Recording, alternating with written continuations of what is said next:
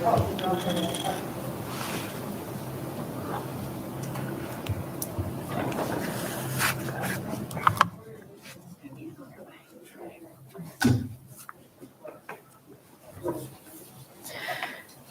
evening and welcome to the October workshop of the Board of Education. Tonight, the board will receive information from Anne Arundel County Public Schools staff related to civics and social topics in the classroom. This workshop is open to the public. However, there is no public testimony. As a reminder, guests are expected to wear their masks while visiting the Carol S. Parham building, and all guests are asked to sign in at the door as you enter. Thank you for joining us. We'll begin this evening with a roll call of members, beginning with Dr. Tobin. Present. Ms. Schalheim. Present. Ms. Dent. I do believe Ms. Dent is perhaps held up. She should be in attendance. Mr. Silkworth. Present. Ms. Frank. Present. Ms. Corkadell. Present. Ms. Omasori. Also, I believe detained and should be here shortly, I think. And I'm President Ellis. And Dr. Arlato, I'm going to turn it over to you. Fantastic. Thank you, Madam President, members of the board. Excited to bring you lots of good information. You're also going to meet or interact with some members of the team that you are familiar with and other members of the team that maybe you are not yet familiar with. They are all equally awesome and do an amazing job on behalf of our students and staff. What I'll ask this evening is that you sit back and relax, take notes. We're going to go through some information for you, the team will, and then we'll open it up to your questions. So with that, I'm going to turn it over to Ms. Michelle Batten, Assistant Superintendent for Curriculum Instruction, who will lead things off. Thank you, Dr. Arlato. President Ellis, Vice President Schalheim, Dr. Arlato, and members of the board, good evening. Again, I am Michelle Batten, Assistant Superintendent for Curriculum and Instruction, and I am joined by my colleagues who will introduce themselves. Hello, I am Maisha Gillens, the Executive Director of Equity and Accelerated Student Achievement. Hello, Ryan Vogelin, Director of Student Services. Good evening. I'm Eve Case, the Coordinator for Social Studies.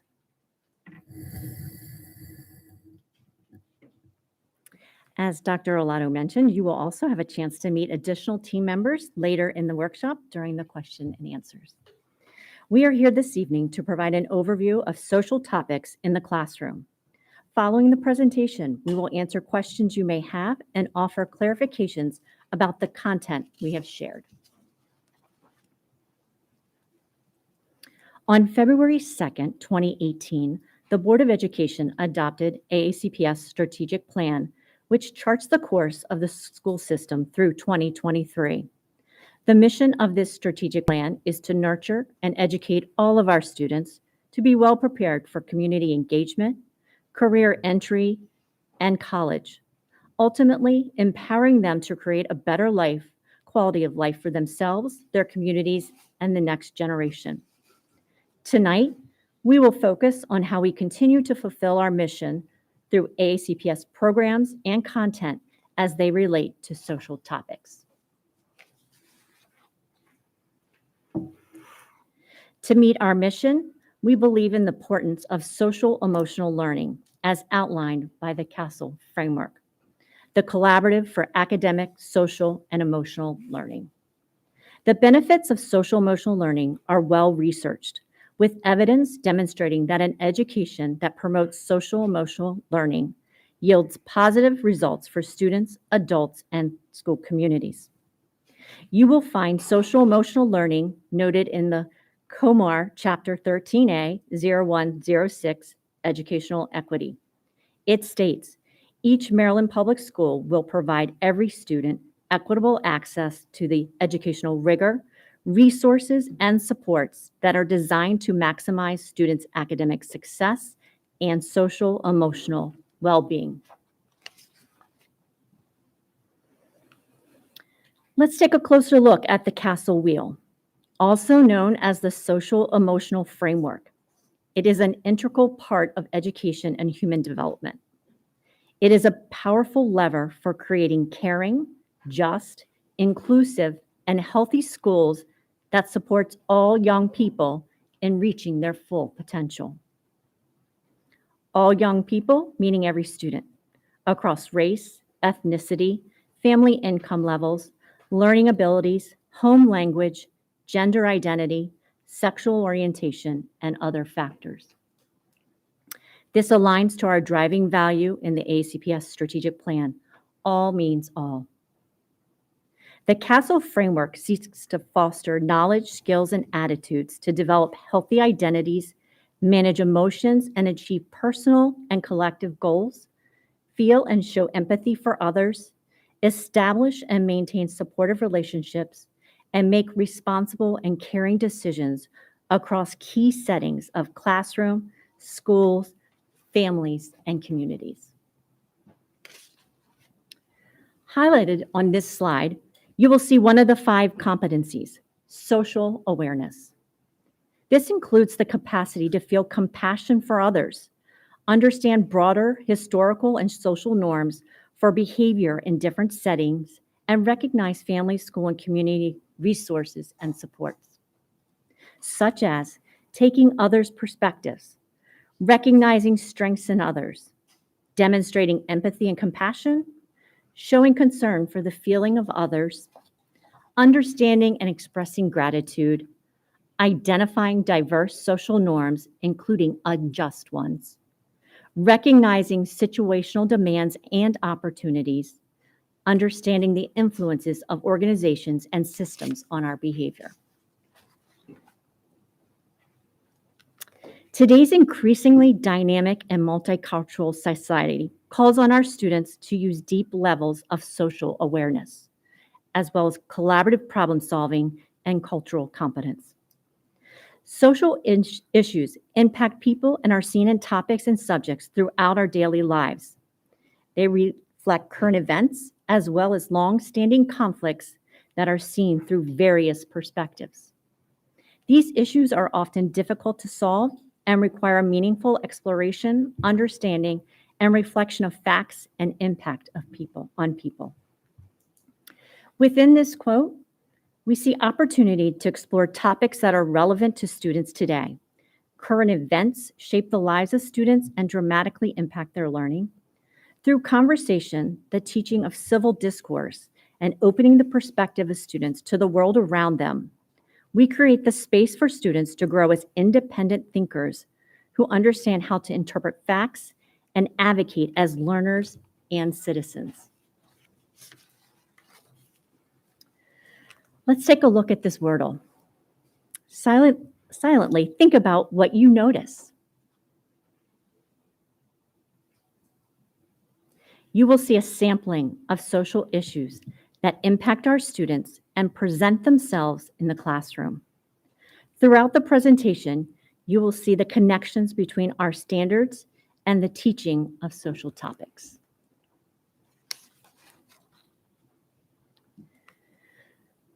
We will address 2 questions during the workshop.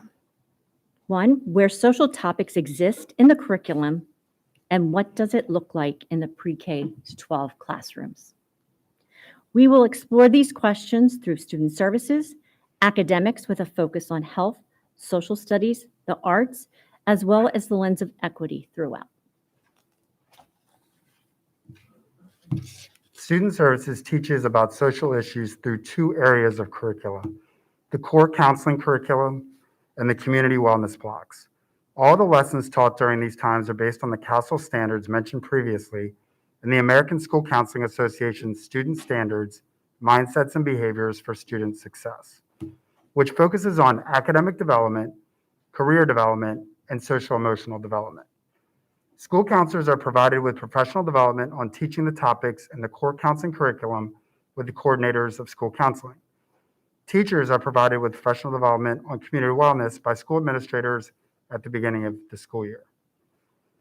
The elementary core counseling curriculum is taught by elementary school counselors, and they follow the scope and sequence by months of the year as indicated on this slide.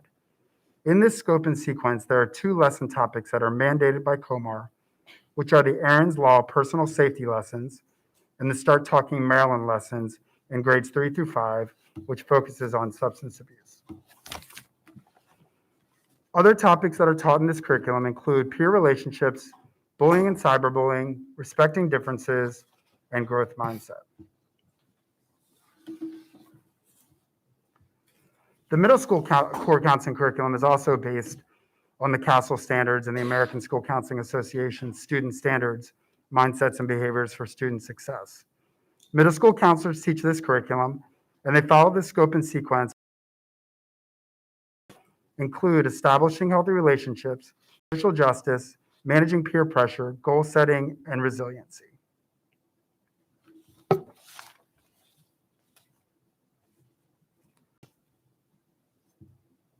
The high school core counseling curriculum is also based on the CASEL standards and the American School Counseling Association student standards, mindsets, and behaviors for student success. High school counselors teach this curriculum, and they follow the scope and sequence based on grade level as indicated on this slide. Some of the topics taught in this curriculum include stress management, social justice, career exploration, the college application process, and transitioning to life after high school.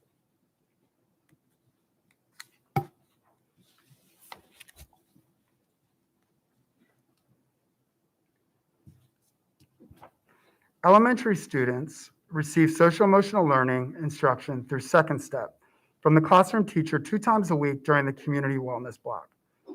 In Unit 1, students learn how to develop a growth mindset and apply research-based goal-setting strategies to their social and academic lives.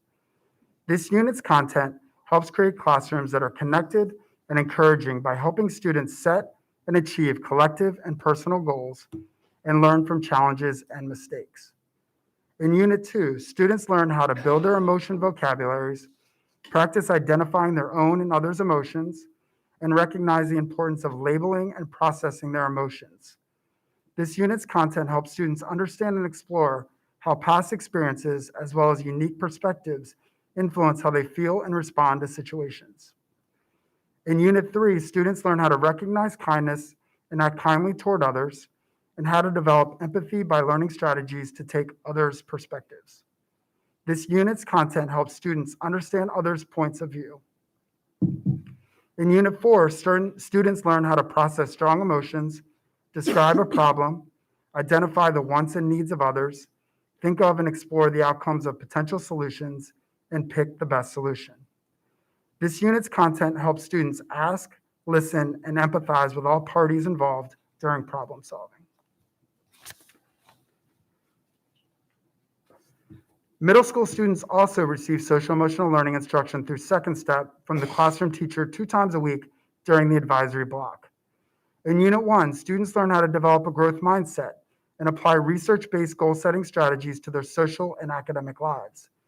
This unit's content helps create classrooms that are connected and encouraging by helping students set and achieve collective and personal goals, learn from challenges, recognize their personal strengths, and explore the unique aspects of their identities. In Unit 2, students learn how to recognize bullying and harassment, stand up safely to bullying, and respond appropriately to harassment.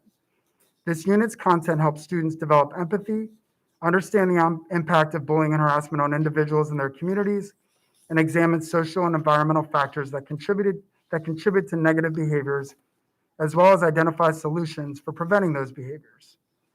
In Unit 3, students learn how to recognize strong emotions and unhelpful thoughts, and they learn to apply strategies for managing their emotions and reducing stress. This unit's content helps students understand that all emotions are valuable because they provide us with information about our environment.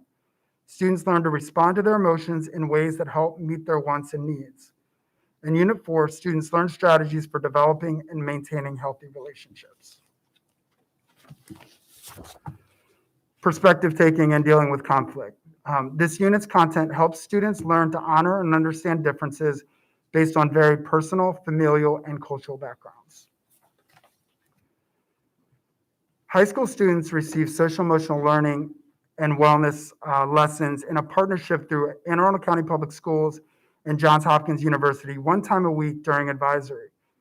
During Unit 1, students identify the importance of social emotional learning and how it affects all areas of our lives and identify ways to create a unique community to maintain a safe and healthy environment that fosters open-mindedness and learning.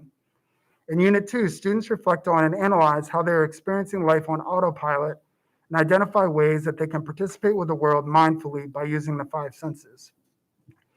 In Unit 3, students will critically think about their passions and priorities for the school year and future years in order to create a vision for their high school experience and beyond. In Unit 4, students will analyze the importance of healthy living habits and on overall wellness through discussion, videos, and activities, and create SMART goals for healthy living.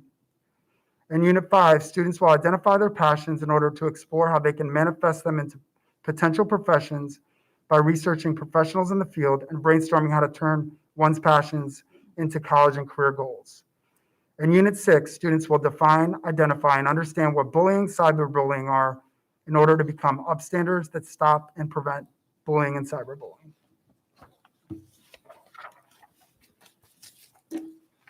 In AACPS, we provide comprehensive skills-based health education, which focuses on a student's development of protective life skills that promote health and well-being.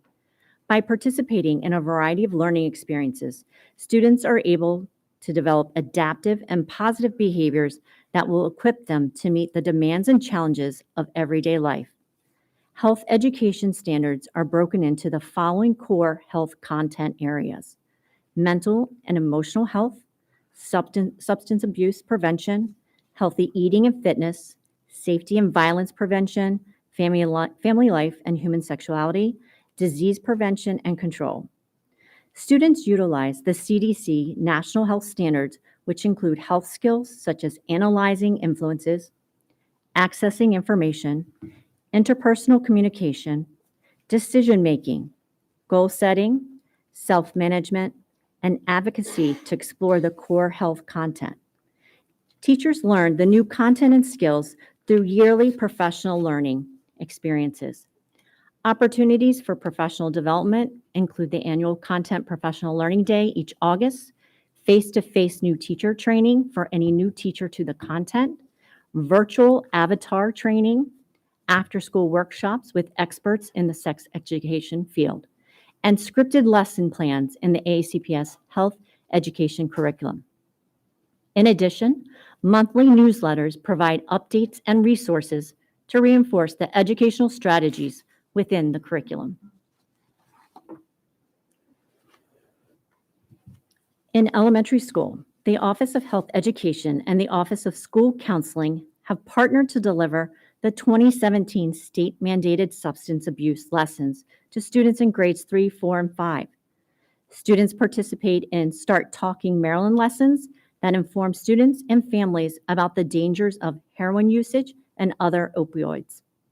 Specific emphasis is placed upon understanding why substance abuse is a problem and practicing strategies to deal with peer pressure. Students in middle school expand on the topic of substance abuse by identifying the physical effects and negative consequences of alcohol, opioids, nicotine products, marijuana products, fentanyl, and other drugs. In high school, students describe and summarize the harmful short and long-term physical, psychological, and social effects of using alcohol, nicotine products, marijuana products, performance-enhancing substances, opioids, including the lethal effects of fentanyl, and other trending drugs or substances, and identify community resources for substance use, abuse, and how to help a person who is addicted. In middle school, students take health education each year. In the Family Life and Human Sexuality unit, ground rules for discussion are created for students to feel safe and comfortable asking questions. Students are also provided with home connection activities to increase the communication between the student and the parent and guardian, reinforcing the topics discussed in class. The health education curriculum is based on facts. Teachers are taught to redirect values-based questions to the parent or guardian. In 6th grade, students define sex assigned at birth, gender identity, and gender expression. Students engage in an activity where they identify the various ways others express themselves. Students view a short video clip titled "Express Myself My Way" that reinforces the definition of the different terms. The lesson also includes how to show courtesy and respect for others when aspects of their sexuality are different. In the 7th grade, Family Life and Human Sexuality Unit, students review gender identity and gender expression and view a short video to further define the different ranges of identities and how they relate to sexual orientation. Students apply what they learn by creating a blog on how to show respect for individuals with different sexual identities. In the 8th grade, Family Life and Human Sexuality Unit, students review the definitions of the various terms associated with gender. Students learn what it means to be an ally and participate in a culminating activity that advocates for a safe environment for all students, regardless of how they identify. In high school, students must complete health education as a graduation requirement. In the Family, Life, and Human Sexuality Unit, students revisit the terms associated with gender identity and expression and evaluate the AACPS policy, Safe and Inclusive Environment for LGBTQ+ students, to identify areas within the policy that promote dignity and respect for all sexual orientations. Students also participate in a jigsaw activity to identify systemic oppression and intersectionality and how it impacts the sexual health of communities of color and other marginalized groups. Unsurprisingly, social issues often find a voice in the arts community. This is a logical outgrowth of the arts' role in enhancing the communication of personal experiences or views in ways that offer impact and extend beyond traditional modes of messaging.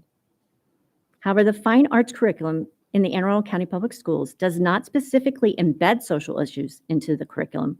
Rather, we leverage national and state fine arts standards to guide students with inquiry-based experiences that afford our students with the space to explore their own worldview as it relates to the development of their technical and artistic self.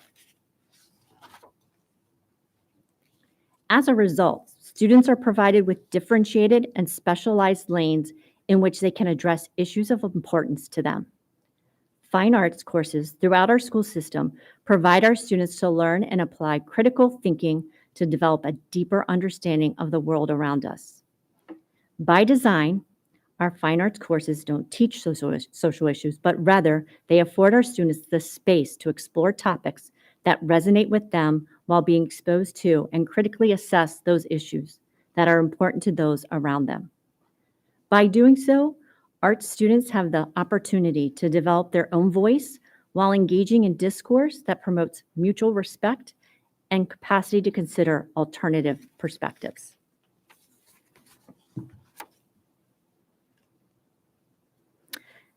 Global Community Citizenship, GCC, is an introductory signature course designed to explore the values and diversity of our local, national, and global communities. Relationships are at the heart of AACPS strategic plan, and this course aligns with that plan. Leading tenets of GCC is inclusion, empathy, and acceptance, with the goal of developing students as thoughtful citizens and change makers. Students begin the course with self-exploration to understand what events, transitions, and circumstances have shaped their views, behaviors, and goals. This is followed by the exploration of traditions of people in our local and global communities, with a goal of fostering values of acceptance and inclusion of all people. Active listening and civil conversation skills are explicitly taught and practiced. The content and skill standards come from the National Council for the Social Studies, College, Career, Civics, C3, Life Framework, Maryland College and Career Ready Standards in speaking and listening, writing, literacy, and mathematical practice, National Fine Arts Standards, and the Social Justice Standards.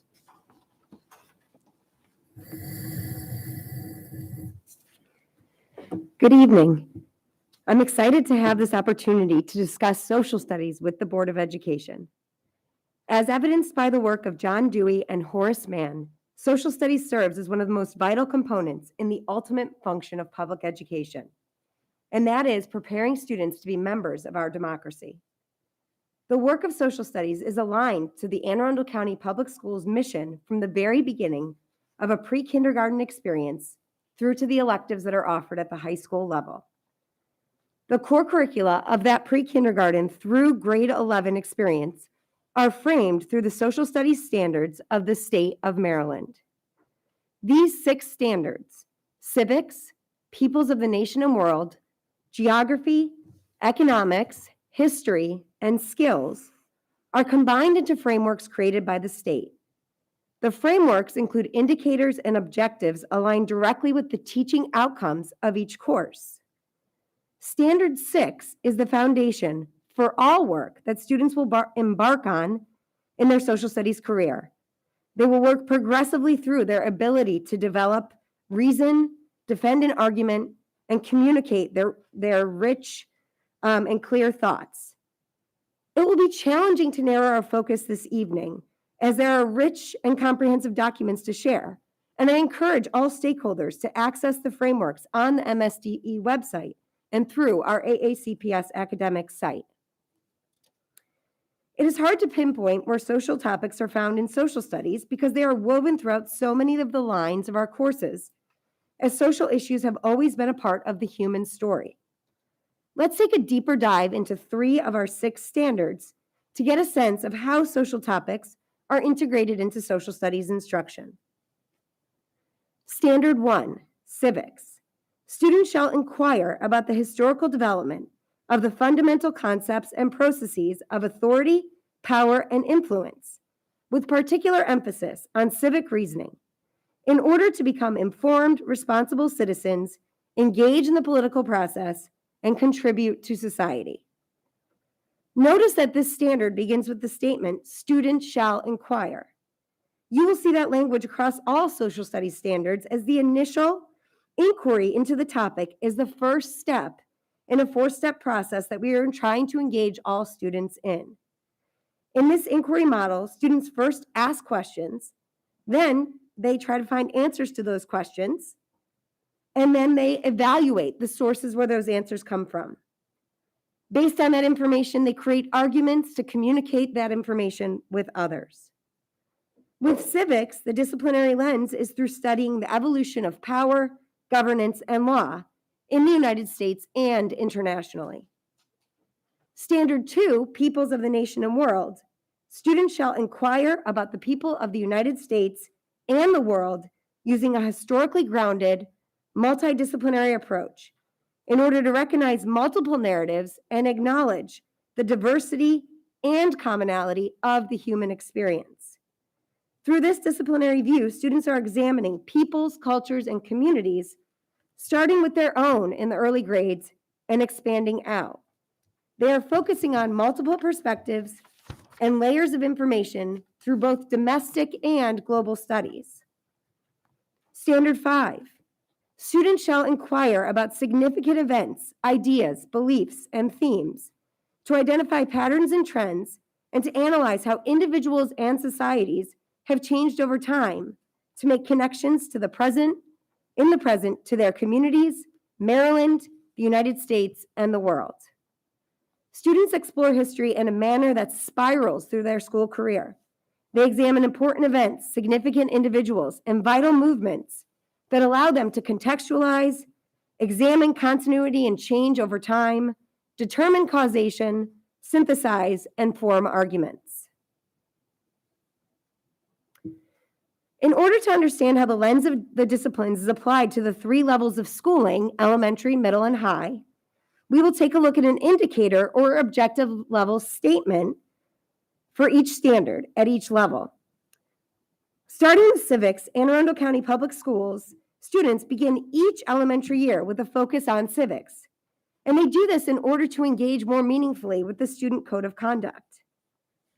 Being a member of a classroom community and a school community is directly parallel to the meaningful membership of a productive democracy. Students start to learn this as early as pre-kindergarten. An example of an elementary civics objective in action occurs in grade 5, where students have the opportunity to look at the creation of the Bill of Rights and examine the two different arguments. Sorry. Okay. Examine the arguments both for and against the inclusion of the Bill of Rights coming from the Federalists and Anti-Federalists. Students would take a look at secondary sources and adapted primary sources in order to gain an understanding of both perspectives.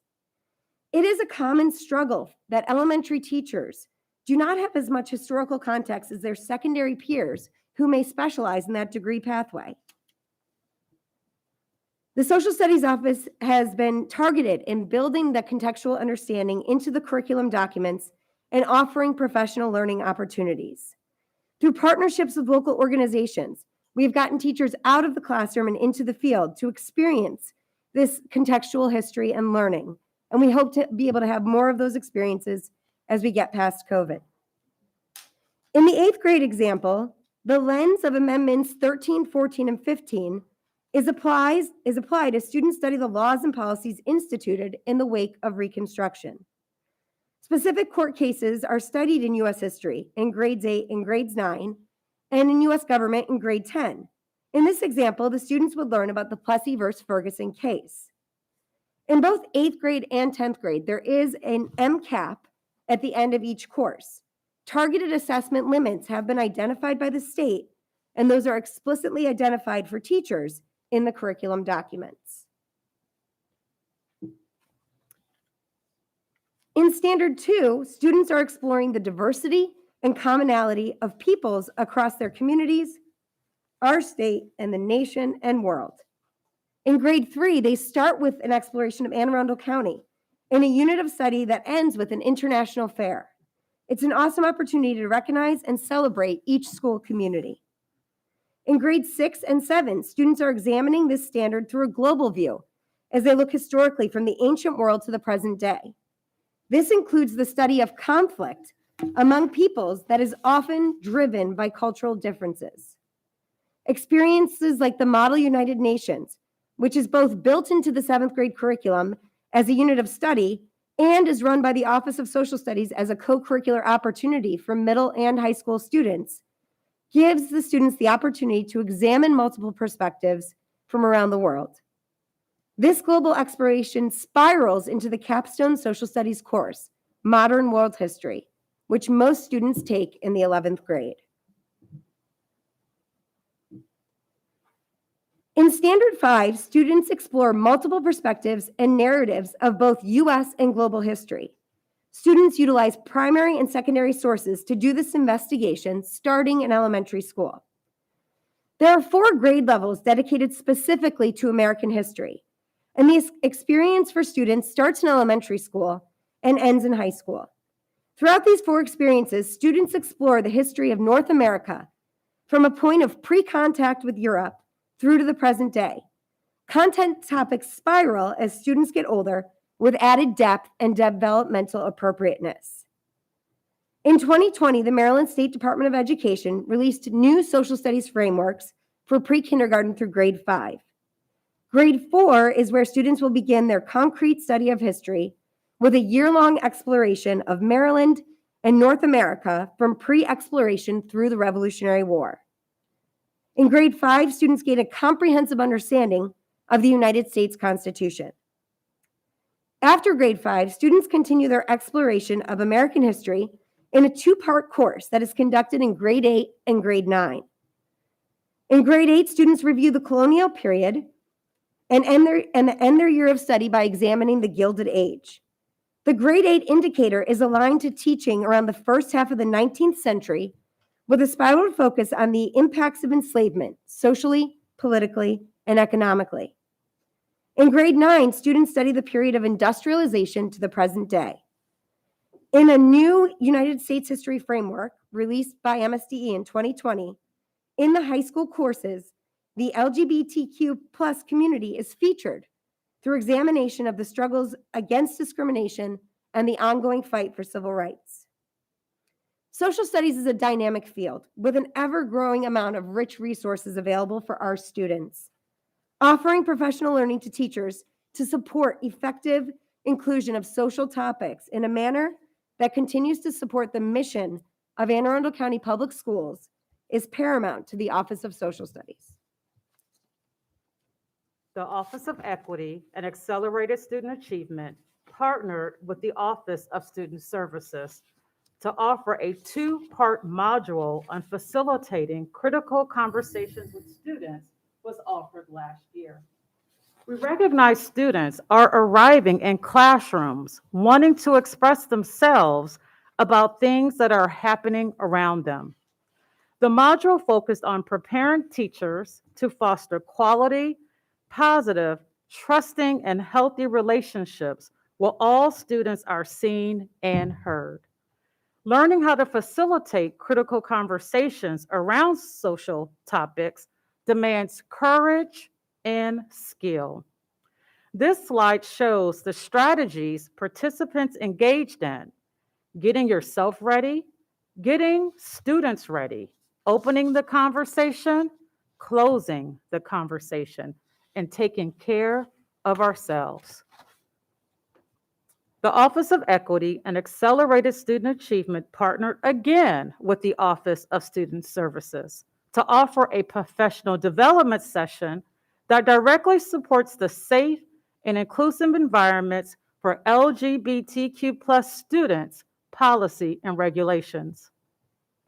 The diverse panel shared their personal and professional lived experiences from childhood to adulthood as persons who identify as LGBTQ+. Participants gained resources and best practices for ensuring an inclusive, equitable learning environment and community. This time last year, I presented to the board our efforts around Project Unity, which supports the following policies: biased behavior and language, safe and inclusive environment for LGBTQ+ students, educational equity, and bullying, cyberbullying, harassment, and intimidation. Project Unity is an initiative of the National Bullying Prevention Center designed to visibly show commitments to fostering kindness, acceptance, and inclusion, and to eliminate hate and bullying. The National Bullying Prevention Center encourages participants to wear orange as a clear indication of our commitment against bullying. Our efforts of Project Unity was expanded last year to include social justice standards. The social justice standards are a roadmap for anti-bias education at every grade level. The standards provide a common language and organizational structure for what anti-bias attitudes and behaviors look like and sound like in the classroom. Anti-bias spaces helps children to learn to be proud of themselves and their families, respect a range of human differences, recognize unfairness and bias, and speak up for the rights of others. The 4 standards that will be explored during the 4 equity early dismissal days are identity, diversity, justice, and action. On October 20th, we will focus on the social justice standard identity. An example of a lesson would include students expressing pride, confidence, and healthy self-esteem without denying the value and dignity of other people. On December 8th, we will focus on the social justice standard diversity. An example of a lesson would include students responding to diversity by building empathy, respect, understanding, and connection. On February 9th, we will focus on the social justice standard justice. An example of a lesson will include students analyzing the harmful impact of bias and injustice on the world, historically and today. On March 30th, we will focus on the social justice standard action. An example of a lesson would include students recognizing their own responsibility to stand up to exclusion, prejudice and injustice. Critical race theory has been a widely discussed topic around the nation. I will be bringing to you an overview of critical race theory as explained by the American Bar Association. Critical race theory began in the Legal Academy in the 1970s and grew in the 1980s and 1990s. It persists as a field of inquiry in the legal field and other areas of scholarship.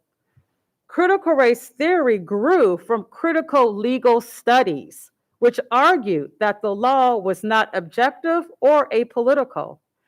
Critical race theory is not a diversity and inclusion training, but a practice of interrogating the role of race and racism in society that emerged in the legal academy and spread to other fields of scholarship. Critical race theory recognizes that racism is codified in law, embedded in structures, and woven into public policy. Critical race theory recognizes that it is the systemic nature of racism that bears primary responsibility for reproducing racial inequity. You will see a number of colleges and universities who teach the theoretical framework of critical race theory. Scholars in higher education look at critical race theory through the lens of how policies and practices in education contribute to persistent racial inequities in education and advocates for ways to change them. The question, is critical race theory taught in Anne Arundel County Public Schools, has been asked on numerous occasions.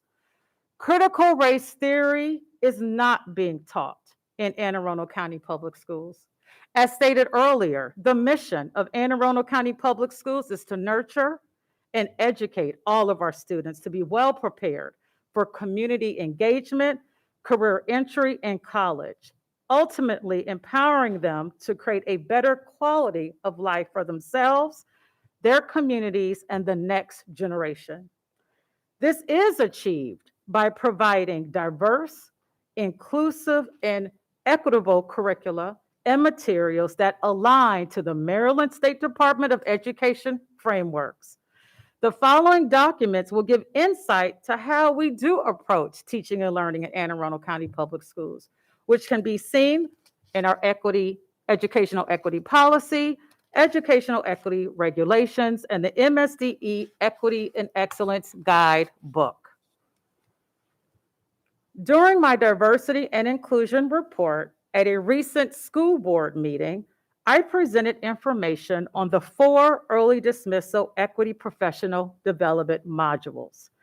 As a Maryland public school system, building teacher capacity in culturally responsive teaching is an expectation, as evidenced by COMAR 13A 0106 Educational Equity, Maryland State Departments of Education's Guide to Equity and Excellence in Maryland, the Blueprint for Maryland, and the Anne Arundel County Public Schools Educational Equity Policy and Regulations.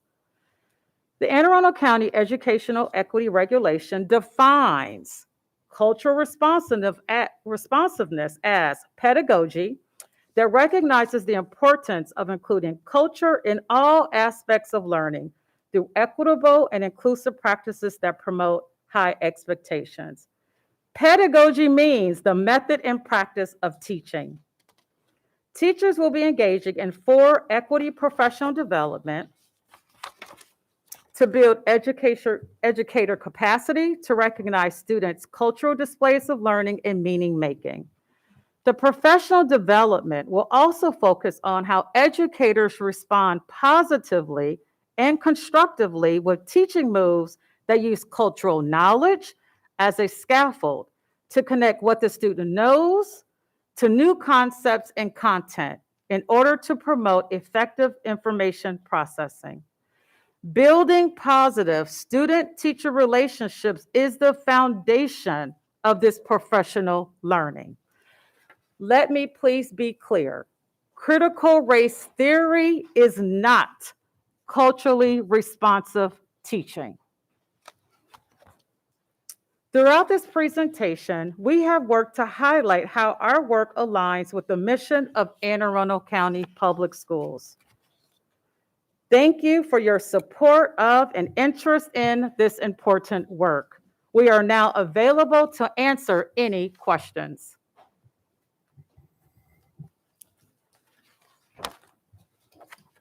First of all, thank you all so much for thorough presentation. We do appreciate this. Very, very important.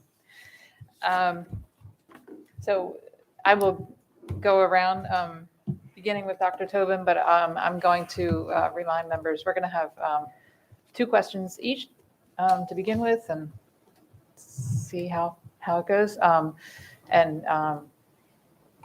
In your own interest, if you have multiple questions beyond that, then keep that in mind as you ask your questions. Try not to overly introduce your question so that we can really dig in. That's what we're here for. Thanks. So beginning with Dr. Tobin.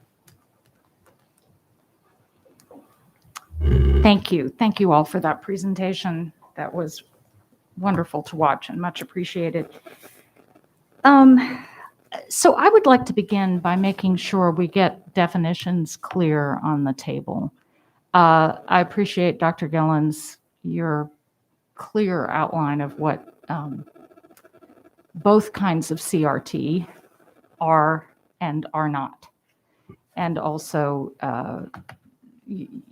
your clear statement that this critical race theory is not something that's taught in our schools or any K through 12 schools. But there are a lot of terms that are embedded in your discussion that I think we just one more time need to make sure are clear for the public, because there is a lot of misinformation out there. So could you just very quickly make clear the distinction between equality and equity, and what role those two things play in the discussion that is part of all of this? I appreciate that question, given the opportunity to delineate the difference between equity and equality. Equity is giving to those who need it, right? So for instance, on the stage here, let's say we all need a pair of shoes. Equality means I'm going to buy a pair of size 6 for everybody. You all have your shoes, that's equal, right? I purchased everyone's shoes, your needs are met because you all got shoes. Equity means I am actually going to lean in and say, Ms. Schauheim, what size shoe do you wear? We know you need pairs of shoes, but that size 6 may not match what you need. That's the difference between equity and equality. Buying the same size shoe for everyone and met the need, we all need shoes. Equity is making sure that each shoe fits each of you here this evening. How did I do? Thank you. Thank you. Thank you very much. The other thing I want to ask you about, and again, this is a chance for you and your colleagues to respond directly to a number of things that are being thrown around in various places that I think need to be corrected. Is there, in any of the work that's been described tonight, in any area where social topics come up, and as you've noted, that's a vast array, right? Because schools exist in a social environment. Children are human beings growing into their social being. Is there anything that we teach, any policy we have, that is set up to in any way divide our community through those discussions? From an equity perspective, and definitely I will pass it on from a curricular perspective, the answer is no. we would never, that's not what we're about. We're not an institution to create environments in which is divisive. So the answer is most definitely no. I do want to say, however, if any student comes to you and says they're feeling uncomfortable or unsafe for whatever reason, report that. Give us the example so we can investigate that. We're not in the business to create divisiveness among young people. So the answer is no. And through our curriculum and our content, it is certainly unpacking the standards at each grade level as it is appropriate to that particular learner, and identifying the perspectives of others, teaching them to be critical thinkers, independent thinkers, problem solving. And so that is done often through the discourse of the classroom and structured in such a way where teachers have scripts. Our colleagues and partners in AVID have been very instrumental in providing the academic scripts that we've seen in GCC and other content areas that really help facilitate that content to unpack it.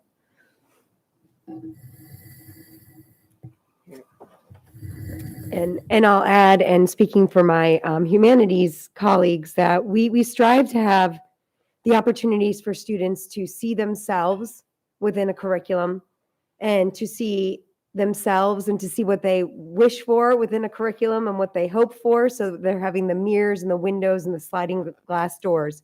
We want students to see themselves as change makers with the ability to have agency. And that, I think, is consistent among the curricular experience and the goal of those curricular experiences. I was just going to add, and also to see the perspectives of others and be able to have a conversation about that, in which someone's view may be different than yours, but you can have that conversation, understand where they're coming from. So it's more about teaching the skills on how to critically think, how to have those conversations. Mm-hmm. Great. Thank you all very much. Ms. Schallheim?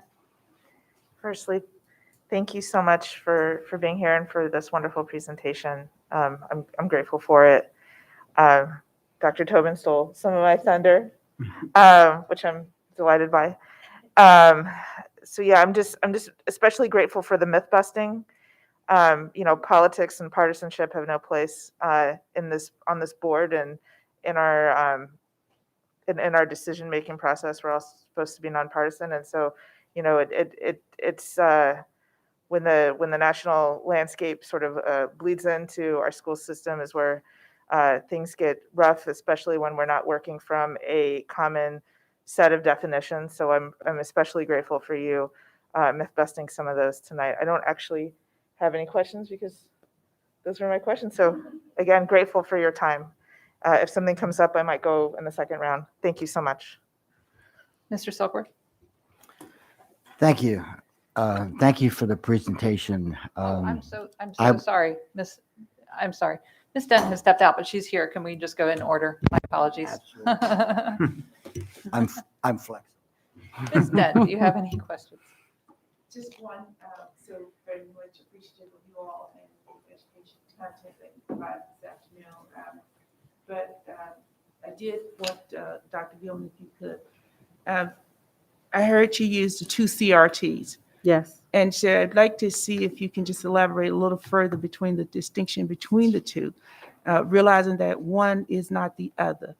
Correct. So if you don't mind, could you just, or any of your colleagues there can Critical race theory is a theoretical framework that originated through the legal studies to look critically about how laws were either created or why is it so. If justice is supposed to be neutral and blind, why is it that our data showed that there's disproportionate impact on people of color? So that was the framework for critical race theory as a framework through the legal system, right? So that's why I quoted the American Bar Association. Culturally responsive teaching is a teaching practice, is what shows up in the classroom. It's how teachers engage with their students to really know them on an individual basis through creating positive relationships with students. And again, knowing their own cultural background. Many times people, when they hear culture, they think race. That's not culture, right? Culture can be something as simple as some family traditions we may do in my own family that you may not know, right? So it's really about that the teacher getting to know their student on a deeper level. And once they can make that connection, and they connect learning through what they know about students. So that's the difference between critical race theory, theoretical framework through legal, right, studies, and then culturally responsive teaching are teaching moves that our teachers do in the classroom to engage with their students. Thank you. You're welcome. No other questions. Thank you. Mr. Soper? Thank you. Well, over the past couple of days, have done a little bit of studying and done a lot of reading. And again, I want to thank you for the presentation. It was awesome, or as some of our colleagues might say, it was clawsome. So why we're here tonight, we're here for the welfare of our students. And that actually means the future of our county. And I'm not trying to ramble, but I took some notes. And Mr. Mosier made some comments that we absolutely do teach students about empathy, inclusion, respect for differing viewpoints, cultures, ideologies, and backgrounds. And we strive to provide diverse, inclusive curriculum. A Nobel Prize Peace winner, Malala Yousafzai, said she won at the age of 17 in 2014. The best way to solve problems and to fight against war is through dialogue. That really did strike me as a teacher for a couple years. One of the most important things that I've always said is relationships. How many times did people here mention the word relationships? That is the most critical thing that we all do, and that's build relationships. As a teacher, the most critical thing I did was build relationships with my students. And then we kept hearing about CRT. There's two. And of course, I didn't focus on the first one. I focused on the second one. And the reason I focused on that second one is because as I looked at everything that I was reading about culturally responsive teaching practices, they were things that I did most of the time. And so I kind of gave myself, I applauded myself because I really think that I was implementing many culturally responsive teaching practices. And for me, it really made a difference. So having said that, I hope that means something because I was around a little bit. I did have one perhaps question in terms of, you did a great job about the curriculum. I think Anne Arundel County's curriculum is fantastic. It's awesome. And we, in fact, it is reviewed all the time, and it's modified. But as I looked at, for instance, the social studies curriculum from K through 12, I think I saw maybe in grade 3 that there were some lessons about Anne Arundel County. And it made me think, I could tell you all of the history of Brooklyn Park from 1960. I could not tell you any of the history of Brooklyn Park before 1960. And I think the same thing is true about Pumphrey, about Morris Hills, about many of our communities. And so my point, maybe it's a point as opposed to a question, it's there's relevance to the history in the county in which we live. So I guess the question is can we do something about that? Yes. Thank you for asking, and thank you for mentioning that. We've made it a priority over the last 2 years, I'd say, to start embedding more meaningful opportunities for students to get to know Anne Arundel County. We see Anne Arundel County's history as really almost the history of the nation. When we look at how diverse we are in terms of peoples and industries and agriculture and the way we developed as, with the first seat of colonial power. And so as we have worked with outside organizations and worked with organizations within our county school system. We've developed a local history initiative. And working with Dr. Gillen's office, we have strove to put many thousands of documents and details forward facing to teachers. That initiative just lifted off the ground in August, but then intentionally building those opportunities into the curriculum. So our new 9th grade U.S. history curriculum, which is brand new this year, our goal was to have one local history example in every curriculum band. And unfortunately, we didn't meet that goal. We're still striving to meet it because finding the sources, finding the people, finding the information, depending on the time period, isn't always a simple thing. And so that's our goal. That's what we're working towards. But we want students to have the ability to see their communities throughout a sequence of history and just understand how rich of a historical seat they sit in here in Anne Arundel County. So I appreciate you recognizing that and bringing it up. Well, thank you. And the global community course, it is a requirement. That's my second question. It is a requirement, and I think it is a great requirement. It's only been around for a few years, and I was wondering if maybe you could speak to any data or any results that you think that we've experienced since it has been implemented. I can tell you that as a teacher, I didn't teach the course, but I did, in fact, I had some knowledge about what was being taught in the course. And again, it goes back to that thing about relationships. So I'm going to invite my colleague, Mrs. Tolar, to come forward. And while she's making her way, we may have to gather the data, concrete data, but she certainly, I'm sure, can share anecdotal data that has come her way. Thank you. Thank you for the opportunity, Mr. Silkworth. We believe it has made significant difference as it relates. Mike. Yep. Okay, so Thank sorry. We have seen significant difference as it relates to our seniors that are now graduating. One of our trailblazers is up there on the dais with you for GCC. Really, she was one of our student panels in the very beginning of GCC moving out of Arundel to being a school-wide system 9th grade graduation requirement. The skills that they are actually acquiring within GCC are those 21st century skills, as they're really being inclusive, recognizing the diversity, understanding perspective, embracing differences, and then also seeing connections in a different way. The 21st century skill development of communication, active listening, problem solving, looking at action and being a change agent to foster a better tomorrow through a historical lens, because we do look at the community, who is our community, who am I specifically in the community, and then how can I identify areas of necessary change that are a problem at this point to facilitate leadership as a change maker as they graduate. We are seeing significant differences in the perspective of our students as they graduate. We have soft data at this point. We have initiated a survey last year with regard to pre and post data. We're hoping to gather more of that this year throughout all of our high schools to really ensure that the curriculum is also responsive to where we are today.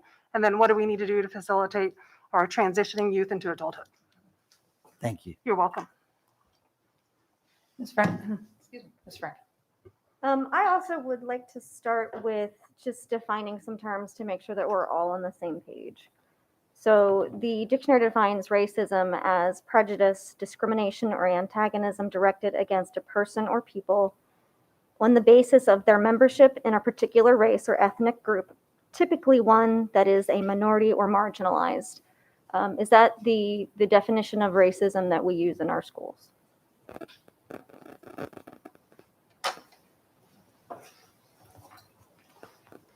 The reason why I'm pausing is because we actually have a whole list of terms, and I do not have that in front of me right now, but I would love to email that to you. I was not prepared to have that because, as you can see, that's very nuanced. So for me to say, yep, that's exactly from word to word, that's how we define racism or systemic racism. So I do need time to, unless we want to give me a few moments to go up and grab my laptop, because again, we do have tons of list of terms regarding racism and the systemic racism. Okay. Well, not knowing that was the question I was going to be asked. Sure, sure. I will move on then. So you talked about CRT originating in the 1970s. Do you know some of the architects of that curriculum? Do you know who some of the founders of that those theories were and that curriculum was? So if we were all to have access to the American Bar Association, you would see names like Kimberly Crenshaw, Derek Bell. Is that what you're asking? Yes. Okay, Richard Delgado, a few others. certainly. Okay, great. So over the summer, it looked like AACPS had a training seminar last summer on the book White Fragility. Is that correct? Say the question one more time. That there was a training seminar using the book White Fragility. So I think what you're referring to, there was a partnership with Anne Arundel Community College, with Anne Arundel County Public Schools, where we did have the author of the book to come in and do an optional after work hours webinar. Yes. And, Okay. And did AACPS pay for that? It was a partnership between Anne Arundel Community College and Anne Arundel County Public Schools, which means the funding sources were shared between the two, Anne Arundel County Public Schools and the community college. Okay, great. You're gonna cut me off. I will go back around. Okay. Okay, I have a lot more. Racism and the funding source are the two questions that I heard. Am I correct? Well, she Okay. couldn't go through the Since first I one. couldn't answer the first one, that doesn't count. Okay, that's fine. Then Okay. I'll wait. Yeah, I'll be back around. Oh, sorry, Ms. Corkadot.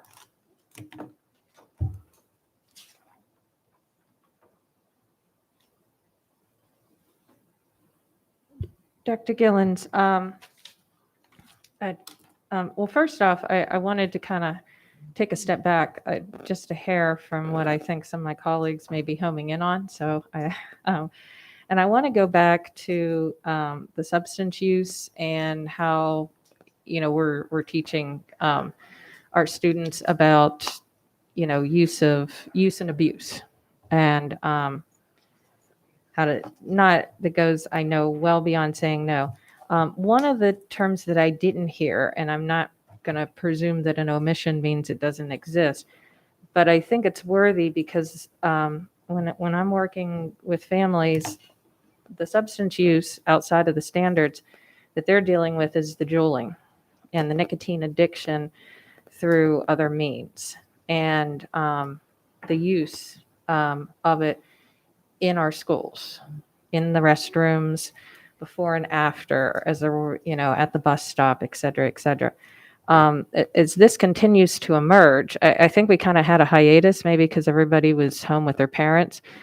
But as the kids reintegrate, we know we're going to see an uptick in experimentation, especially with the mental health concerns. Could you explain just for a couple minutes about what we're doing, what initiatives we're doing, and maybe even what some of the next steps are that people can help? Thank you, Ms. Corgadell. So again, I'm going to invite our health education specialist forward, and as they're making their way, Christiana Walsh is our coordinator of health, PE, and dance, and Maureen Grizio is our health teacher specialist, and they certainly can go in depth as to the piece around the juuling and substance abuse and what we're doing in our advocacy efforts. Great question. Sixth grade, we do address juuling. Years back, we addressed tobacco, but we focus on the CDC Youth Risk Survey. So we gather the data from there. So whatever the current trends are on risky behaviors, that's how we change our curriculum, of course, with the standards. But that is addressed in sixth grade. But with any unit, we focus on skills. So if we teach the students how to make decisions, how to analyze influences, how to self-manage or be an advocate for myself or others, in 2 more years, if we have another drug that we're not familiar with now, we still have the skill. So we focus on the skill first, and then we weave in the content. But in sixth grade, it's Jules.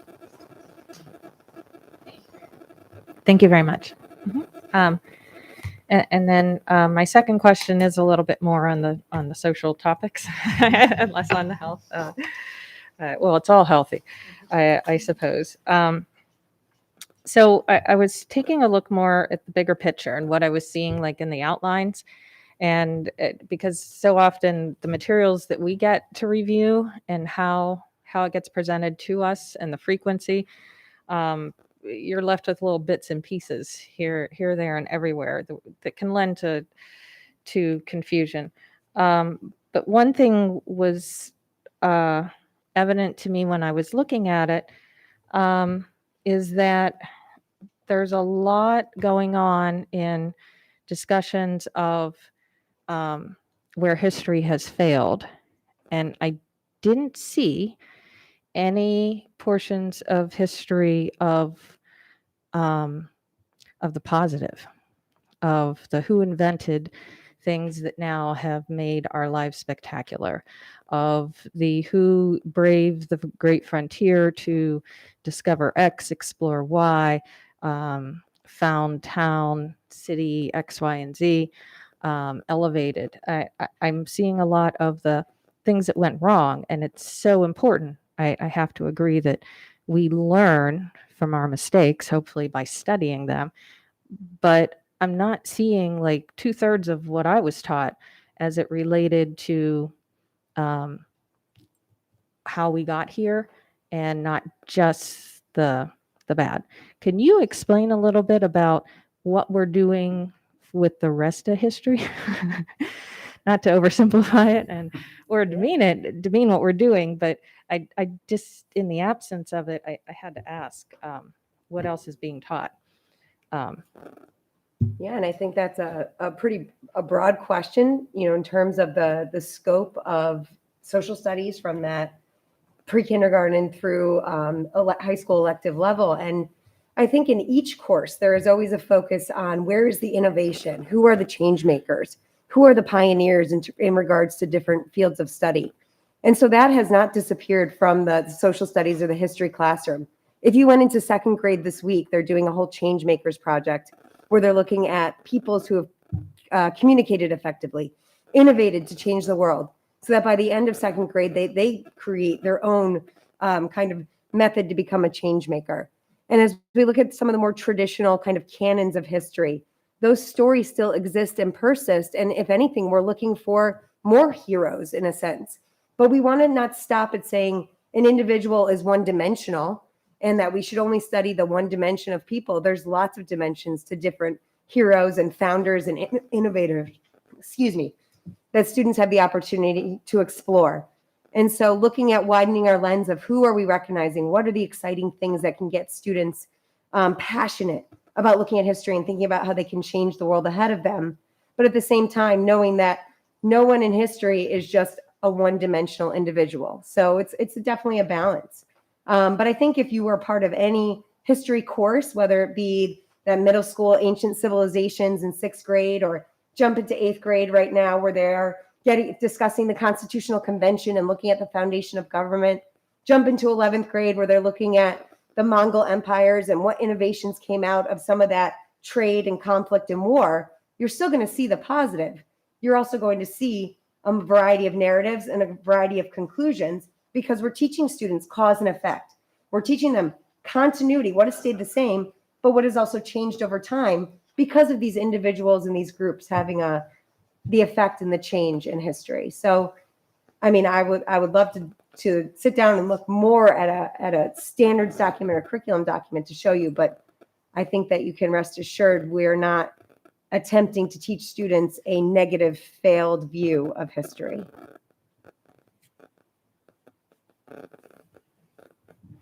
Ms. Omasar?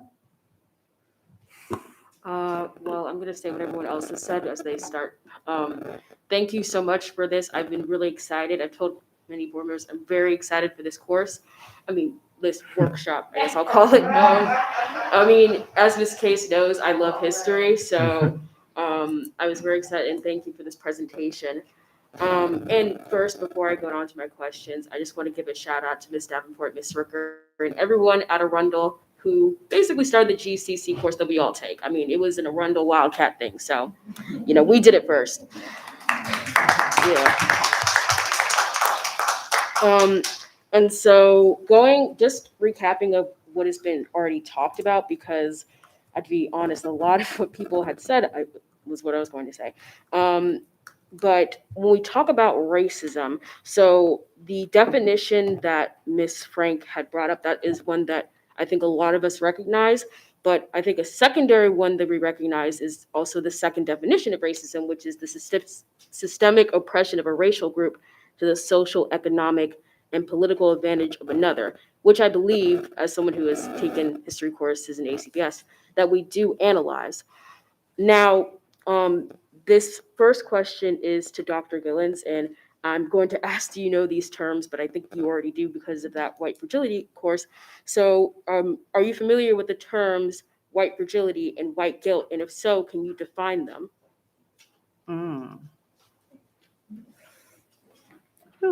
I wish I had my laptop. I really do.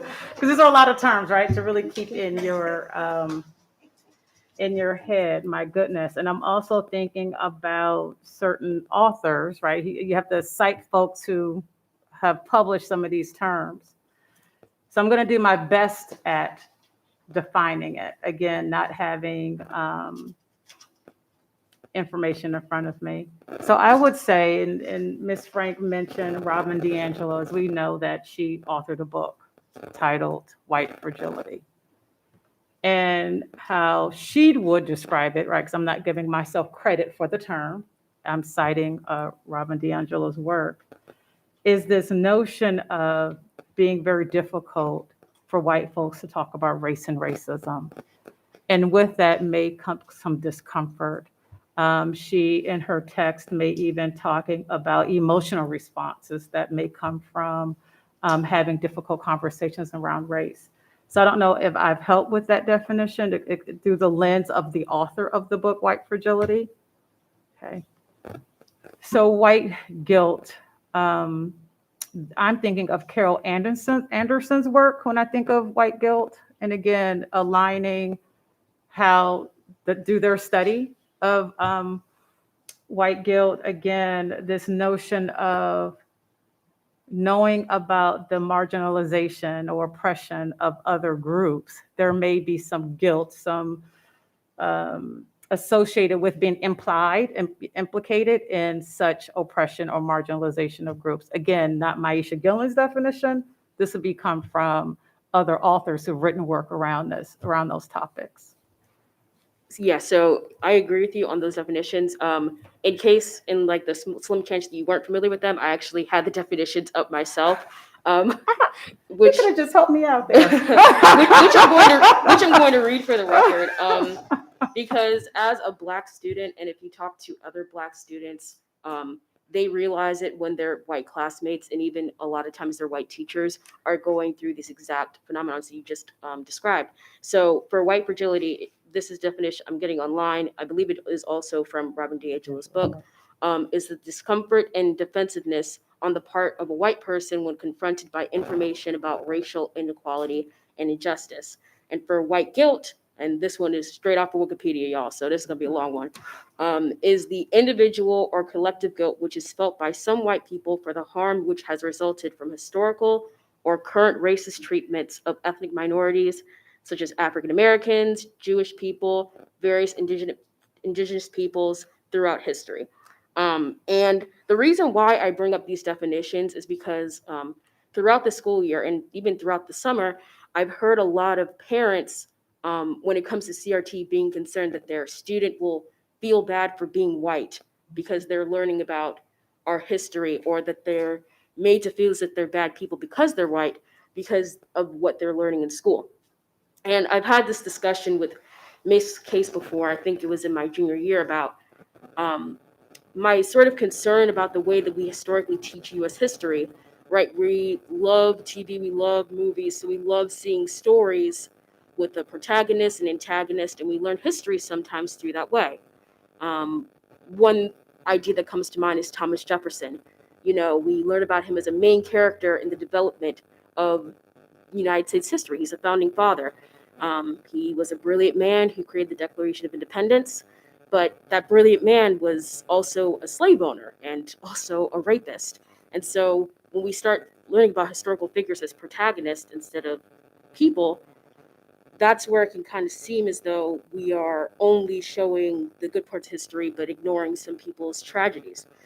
So when it comes to white fragility and white guilt in classes with students and even with teachers, what are the ways in which our cultural responsiveness teaching kind of solves for that or takes care of that problem? Because I'm just going to let you know, as a Black student, I can tell when my teacher doesn't want to go deep into topics of slavery, topics of racism, which is not only a disservice to me as a Black student, because that's my history, but it's a disservice to my classmates who now don't have the understanding of what an experience for me would be like in the 1860s or even today. So how does culturally responsive teaching help with that issue? And if it's okay, I'm actually going to pass that question on to my colleagues only because there are certain things that they talked about, academic scripts, right?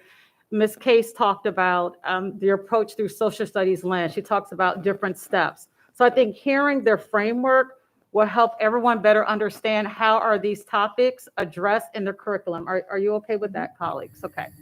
Thank you, Dr. Gillens. So I'll start off with a couple of things, and then I'm sure Ms. Case can fill in.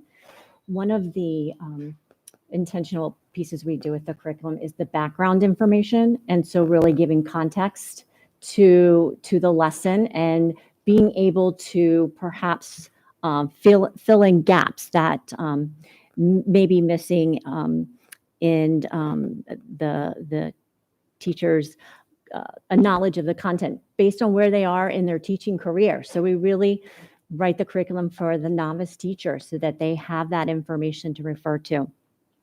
One of the other things that we make sure we're including is those instructional strategies that will help facilitate, as I mentioned before, the conversation. One is certainly the academic scripts, but also other strategies such as philosophical chairs, Socratic seminar, and we certainly have to practice that to ensure that we're allowing all voices to be heard and perspectives to be shared, and that the civil discourse is happening. But we continue to, through our professional learning, develop our teachers' repertoire to have those conversations of topics that may not be comfortable.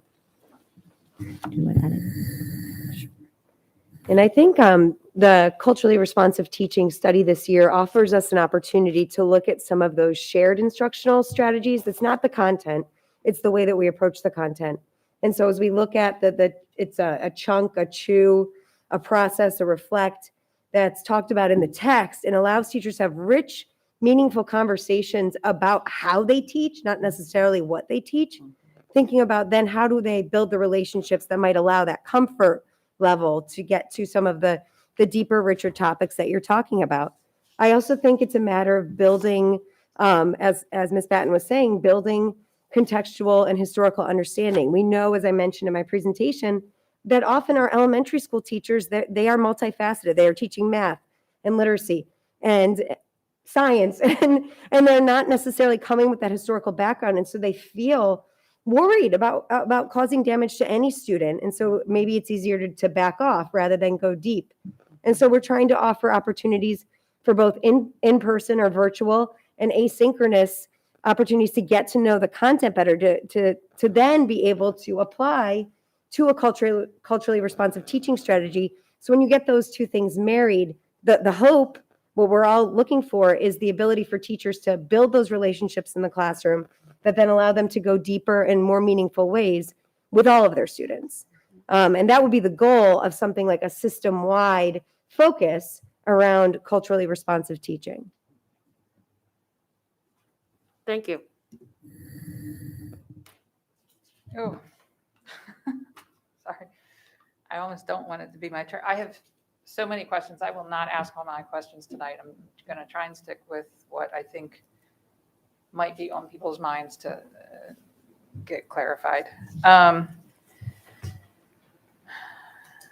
And I will start with So I was following along teaching of the core counseling curriculum. I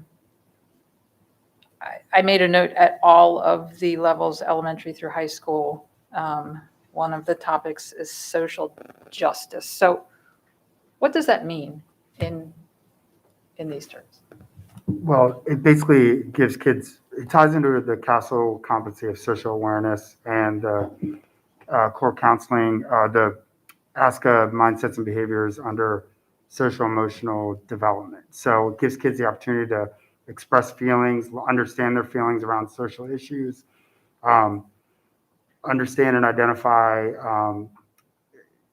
as I said, feelings and have conversations about topics that allow them to just explore others, sorry, I'm blanking here, to explore just their thoughts and ideas around those topics and then have those conversations. So it's just developing those skills and around social issues and social awareness. Let me look at some of the, it's really, kids have experienced a lot of different things over the last few years. They see it in the community, they see it out. It gives them an opportunity to have those conversations and develop those skills around those issues that they're experiencing. So. Okay, and I think this might be for each of you in some ways, which is we have obviously diverse student body, all different racial, cultural, and socioeconomic backgrounds. In addition, the ratios of these various backgrounds vary at each of our schools, right? So some schools might be much more diverse than other schools. So my question is, and I could see this in each of your settings that you describe between the counseling, core counseling, and the history, and even in health class. How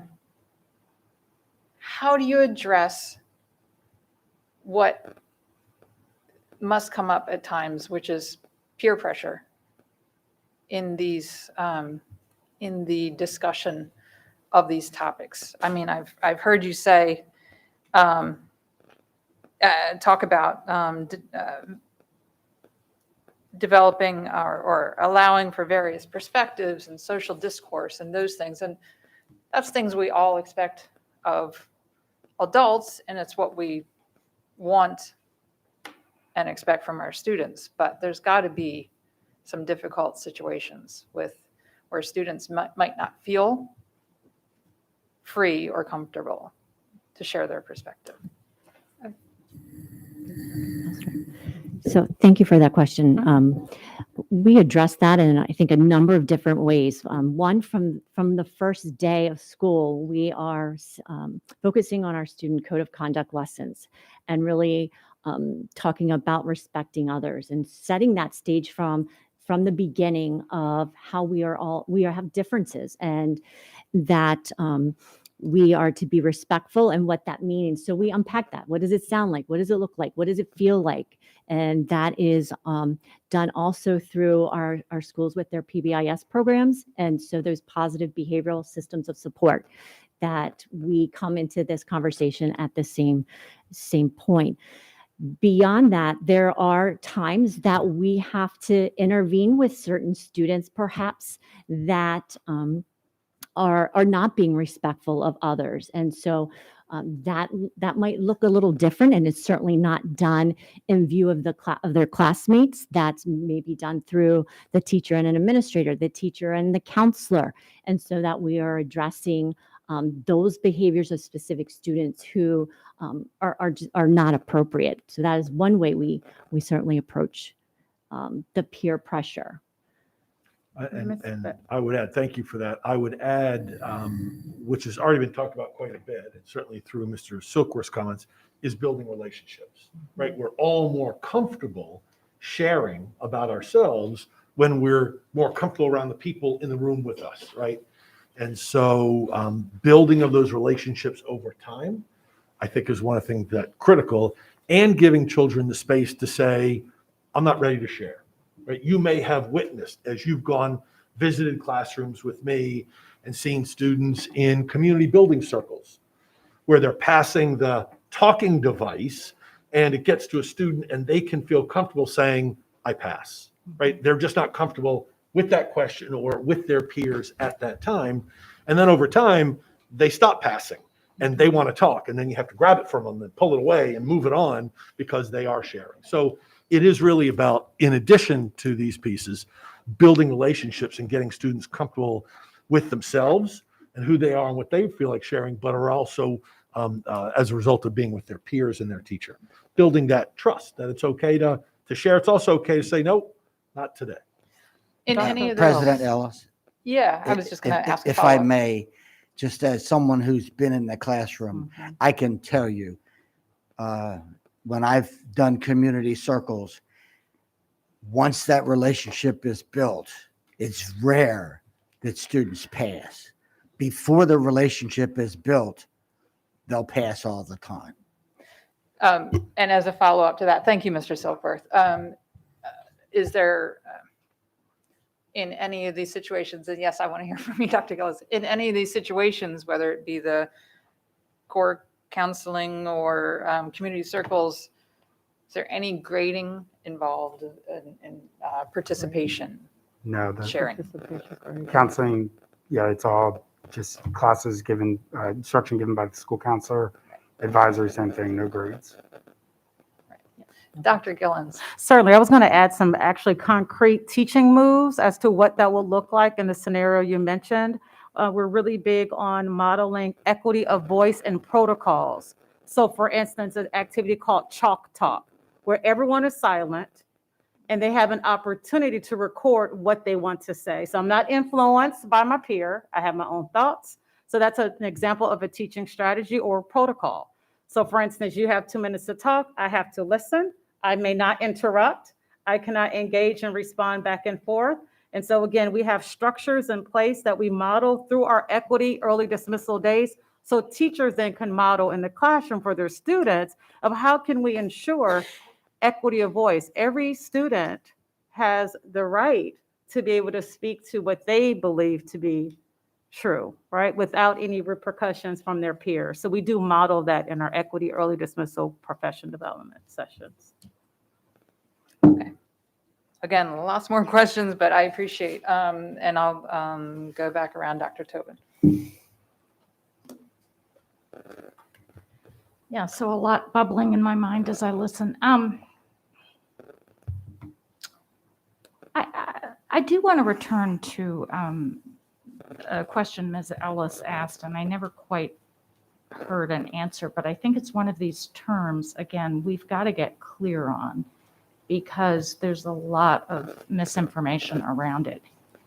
To any and all of you, what does the term social justice mean to you?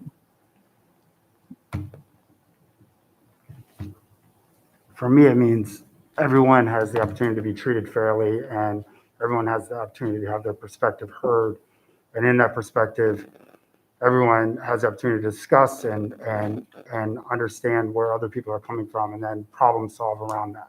Mm-hmm. That to me is social justice, becoming a citizen, understanding how to become a productive citizen. That's what we're all about as we teach children. And social justice is that awareness on how to have those conversations and how to understand others' perspectives. That's kind of the definition that we use in the social justice lessons that we teach within the counseling curriculum. Mm-hmm. Mm-hmm. And I think I'd add on to that, the identity, as you saw in Dr. Gillen's slide, she highlighted those 4 areas, those 4 domains, and identity being one of them, and knowing yourself and knowing others, and how do we, and creating that trust and that relationship that we have a caring environment to recognize our differences. So I'm sorry, by identity, you mean a sort of self-defined? Yes. Okay. Yes. Yep. And diversity, meaning respecting Mhm. differences Mhm. around us. Mhm. Action is interrupting any injustices. Mhm. If I'm sitting here saying that everyone has a size 6 shoe and someone's like, "Ow, that hurts, my toe is bleeding," then, Mhm. right, I would say, you know what, that probably was not a good fit. Let me go ahead and provide. And then I think I covered all of them. Action is doing something about it, right? Noticing and interrupting, but Mhm. definitely starting with identity first. A large part of what we're talking about is our own lived experiences influence how we see the world and how we interact with one another. And Mhm. it's the hardest to put that mirror up to ourselves. That is the hardest thing. It's that whole self-reflection, Mhm. right? And really grappling with how is it that my behavior or not behavior, or not interrupting, impacting someone else. We really focus on impact, not intent, but what's the impact that my behavior has on outcomes in the business we're in or our students. Mhm. Mhm. Mhm. Um, eh, So along those lines, because a lot of the other terms we have here, we have change maker, all of these different things. And I think a lot of, certainly in this case, but all of you in one way or another have referenced the relationship between all of this and what it means to educate children in such a way that they can be citizens in a democracy, right? And it seems to me a core part of that is also discomfort, because democracy, and I'm an old political theorist, so forgive me, but democracy is the most uncomfortable of regimes. And so I'm curious too if you would say a little more about another term that has been used, which is critical thinking, because it strikes me that if I'm understanding correctly, is a core part of this, and is also a core part of what it is to be able to be a citizen in a democracy, which, the essential assumption of a democracy is that every human being has the right and the responsibility to lead their own life. So, could you say a little more about that term as well? So critical thinking immediately comes to mind is being able to evaluate and synthesize information and then make decisions accordingly. And so being able to take in all of the information, process that, when we often think about the higher order thinking skills, really is that synthesis of information and then really being able to decide what action to take or what decision to make. Mhm. Mhm. So being college and career ready is aligned with rigor. And getting to rigor means that we are having students identify and define, but we are also scaffolding them from the earliest ages to the ability to come up with reasoned arguments that require synthesis, that require evaluation. We talk about right now today, our students are consumers of information in a way that we never were throughout their ages up through the high school age. There's so much coming at them. And through the social studies and through those disciplinary literacy skills, we are trying to help students to understand how to take in that information, how to think about credibility of information in order to then draw a thesis or a claim about that information and evaluate it, compare it, synthesize with other information, and then take the informed action or make the informed argument based on those components. And so it really is a scaffolded process that we're trying to help students to become those active citizens in the demos, the democracy, with the voices of the people. So Thank you. Ms. Shaheen? Yes, I want to go back to something one of my colleagues mentioned about sort of the positive aspects of history. So one bit of silver lining of last year is that my child was home and the computer was on, and I wasn't brought up in Maryland but boy, did I learn so much rich history about Maryland. And it was just really fabulous. So I just wanted a bird's eye view every single day at home. She wouldn't wear her headphones, for better or worse. It's debatable, depending on the day. But I learned so much because I'm a native Californian myself, so I can tell you about like the missions and all that good stuff. Couldn't tell you who Calvert was until last year, and now I can. So, it was just really lovely to see the social studies curriculum in action in that way, and as a bit of a silver lining to an otherwise, dark time, to see our curriculum really at work. So anyway, I don't have any further questions. Colleagues have asked some fabulous ones, so thank you. Ms. Dent? So I asked a question earlier about critical race theory versus culturally responsive teaching for a reason. I would like to know, in the examination of the curriculum, is there anything being discussed on self-examination of critical whiteness? And I asked that in two different contexts. And I just want to put a little bit of perspective here, is that we spoke, I heard someone say self-reflection, I heard someone say critical examination. We're very comfortable with teaching about the race of Blacks. We're very comfortable about teaching that. So in the curriculum, is there anything being taught for critical whiteness so that people be comfortable with talking about their white race?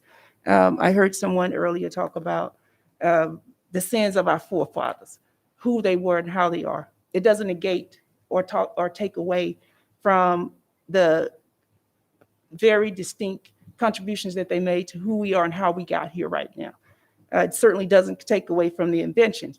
But if you're not comfortable in the curriculum with teaching about critical whiteness, then you somehow or another take away from a part of history that makes everyone afraid to talk about it.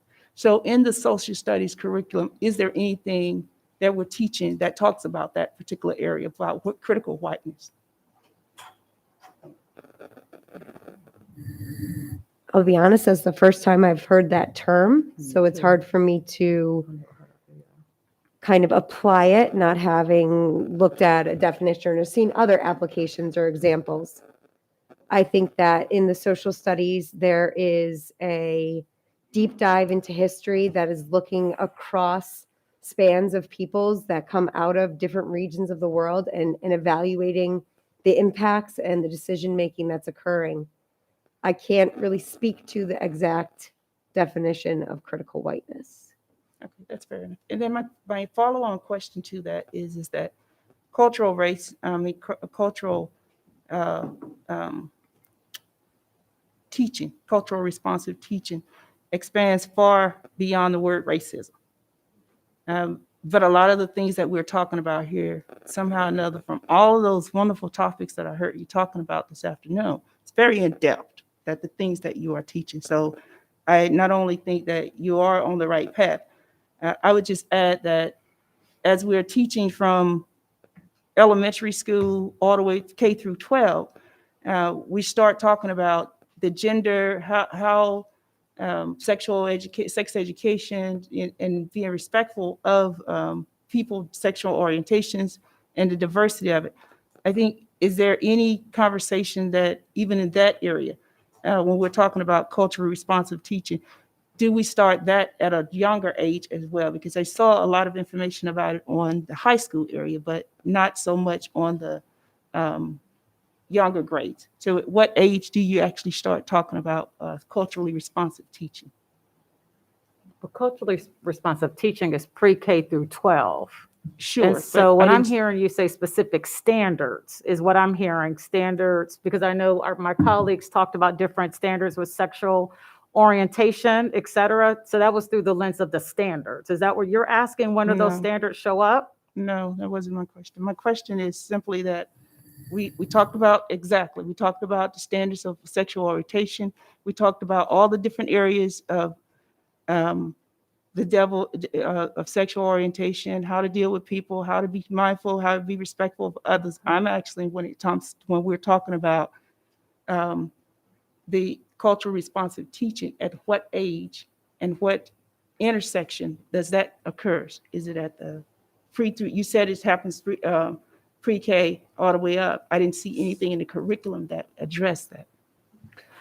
So I think So yeah, I think, for Okay. culturally responsive teaching, we are engaging in that professional learning pre-K to 12 with pre-K teachers through 12th grade teachers. So that is in all content areas, in all discipline and programs. So all teachers are part of that professional learning. As far as the standards, it really is dependent on the grade level as the progression of skills are mapped out in the frameworks. And so as far as pre-K, we do not get into the sexual orientation specifically at that age. No, I'm talking about your educators. Your teachers are the ones that I'm talking about, right? We're talking about culturally responsive teaching. So the individual themselves, you're teaching the person that's teaching our students, our teachers. Mhm. What I'm asking so you've addressed my question, is that teachers starting at pre-K are really understanding culturally responsive teaching, right? So you're teaching everyone. Yes. So ma'am. therefore, when they are interacting with the students and they're talking about everything from sexual orientation all the way to the race, through the racism, right? There should be taught on all the subjects that they're teaching. So by the time they get to the high school, or when we're teaching, there shouldn't be any withdrawal about unafraid to talk about hard or difficult subjects like we're talking about right now. So therefore, the paradigm shift over time, because we have professional teaching that goes on. You're teaching your teachers how to be good, be aware of everything that's going on. Mhm. And my question to you was actually answered, is at what point do you start teaching your teachers about culturally responsive teaching? When do you educate them? And so my only point is that if we're doing this all along, we shouldn't have a problem that we're having right now in the social issues that we're having, because the cultural responsive teaching didn't just happen in 2019. Okay, it's a thing that's been around for quite some time. And I just don't agree that all of a sudden we're now having a real deep dive conversation about cultural race theory, and there's somehow a confusion with cultural responsive teaching. That was my point. That's why I asked the two questions. But no other questions. Mr. Silkworth. Thank you. We have an obligation as educators to prepare all of our students for the world in which they live. And during the course of their career in our schools, they must learn about the historical facts which have impacted our society, both at the national, state, and local levels. This knowledge is going to help our kids make decisions. The key to success is often, of course, the teacher, because the teachers are the experts. And in today's world, some of these issues are very, very sensitive issues that have to be dealt with.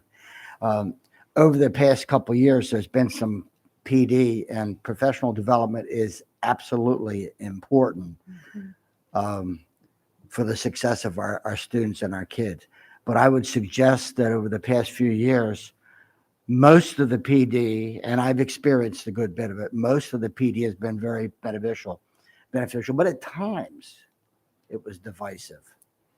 And I know that because I was part of it. And I would suggest that the success of any PD is directly related to the experience and the talent of those who are presenting the PD. I suggest that the divisive sessions were taught by educators who were not as adept at communicating the essential parts of the PD. And the successful sessions were taught by educators who better understood the essential of the need for diversity and inclusion training. And so this is really not a question, it's really a comment. Great teachers are those who can make you feel comfortable as they teach and as you learn, when in fact the subject matter is uncomfortable. And training for that is essential and must be ongoing. Thank you. Thank you. Ms. Frank?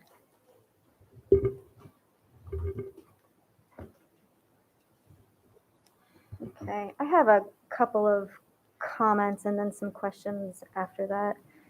Just to go back to the comment about white fragility, I have the Robin DiAngelo definition here too, which states that in a nutshell, it's the defensive reactions so many white people have when our racial worldviews, positions, or advantages are questioned or challenged. For a lot of white people, just suggesting that being white has meaning will trigger a deep defensive response. And that defensiveness serves to maintain both our comfort and our positions in a racially inequitable society from which we benefit, which echoes a couple of things that I've heard tonight. The idea of systemic racism and white oppression. When we look at books like White Fragility, it starts off by saying that this book is unapologetically rooted in identity politics. Some of the quotes as I was reading this book, because I know that this was a big focus last summer, some of the quotes I found frankly abhorrent and very concerning. Though white fragility is triggered by discomfort and anxiety, it is born of superiority and entitlement. White fragility is not weakness per se.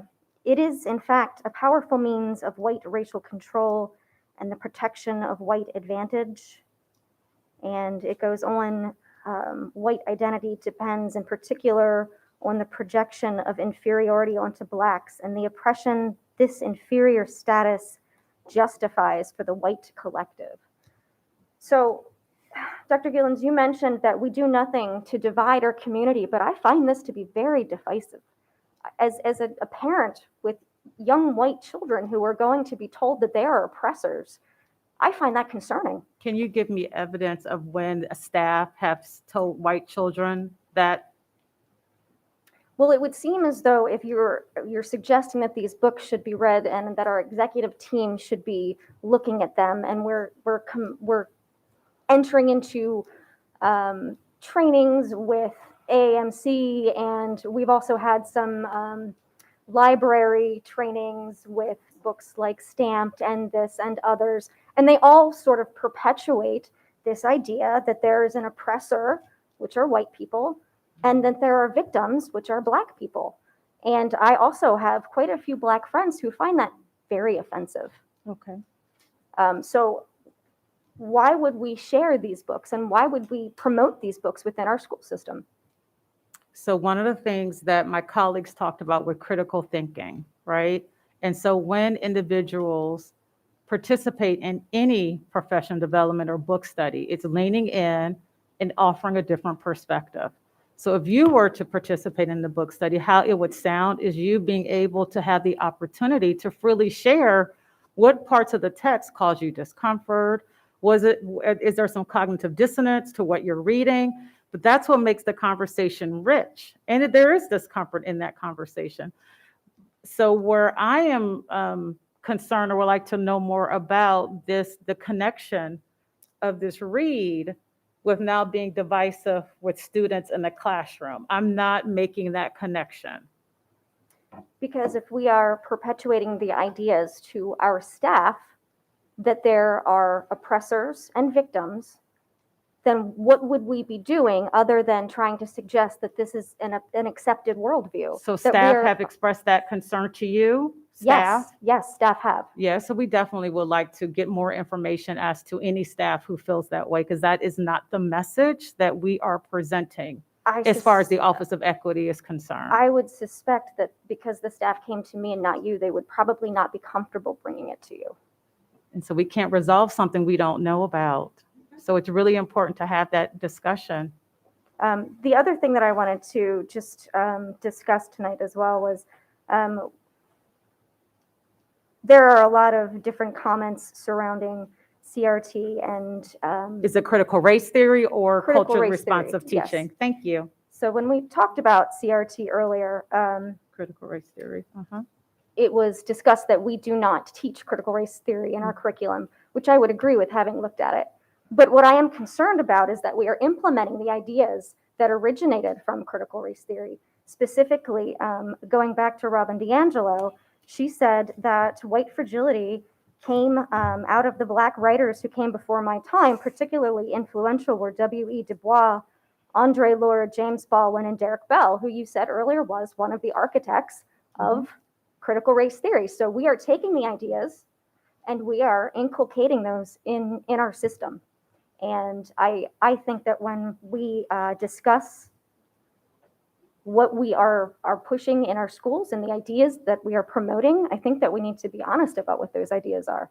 And I think that including some of these works as pieces that we pay for as taxpayers and as things that we are suggesting that our teachers teach to our children, I think that this is extremely problematic. At no time did we say to teachers to teach anything from the text of white fragility.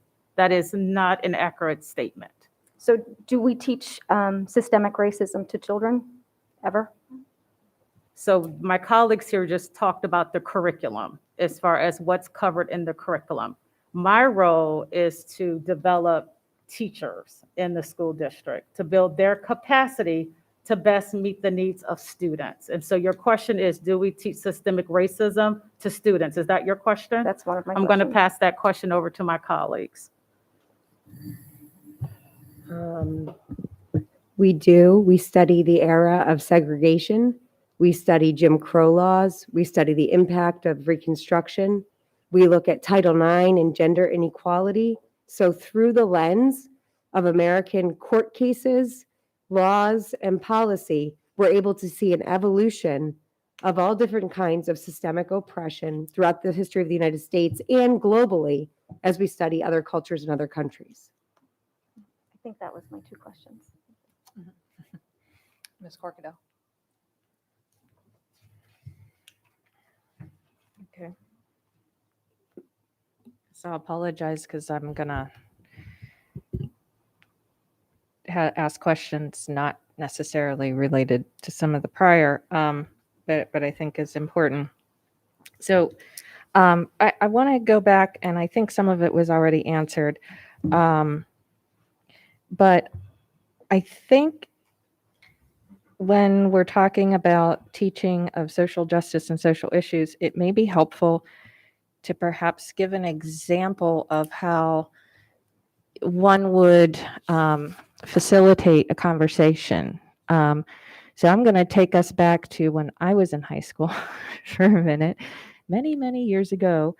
And one of the big social topics of the time was the apartheid conversation.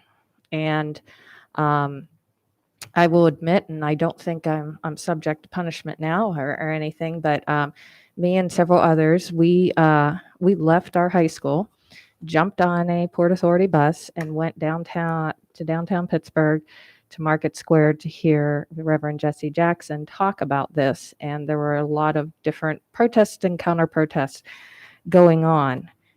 Now, fast forward 25 or so years later, how is that piece of history being taught, and where would be the critical thought process on two clear and evident sides that didn't necessarily resolve per se, nor originate here, but ended up having an impact on our history and our social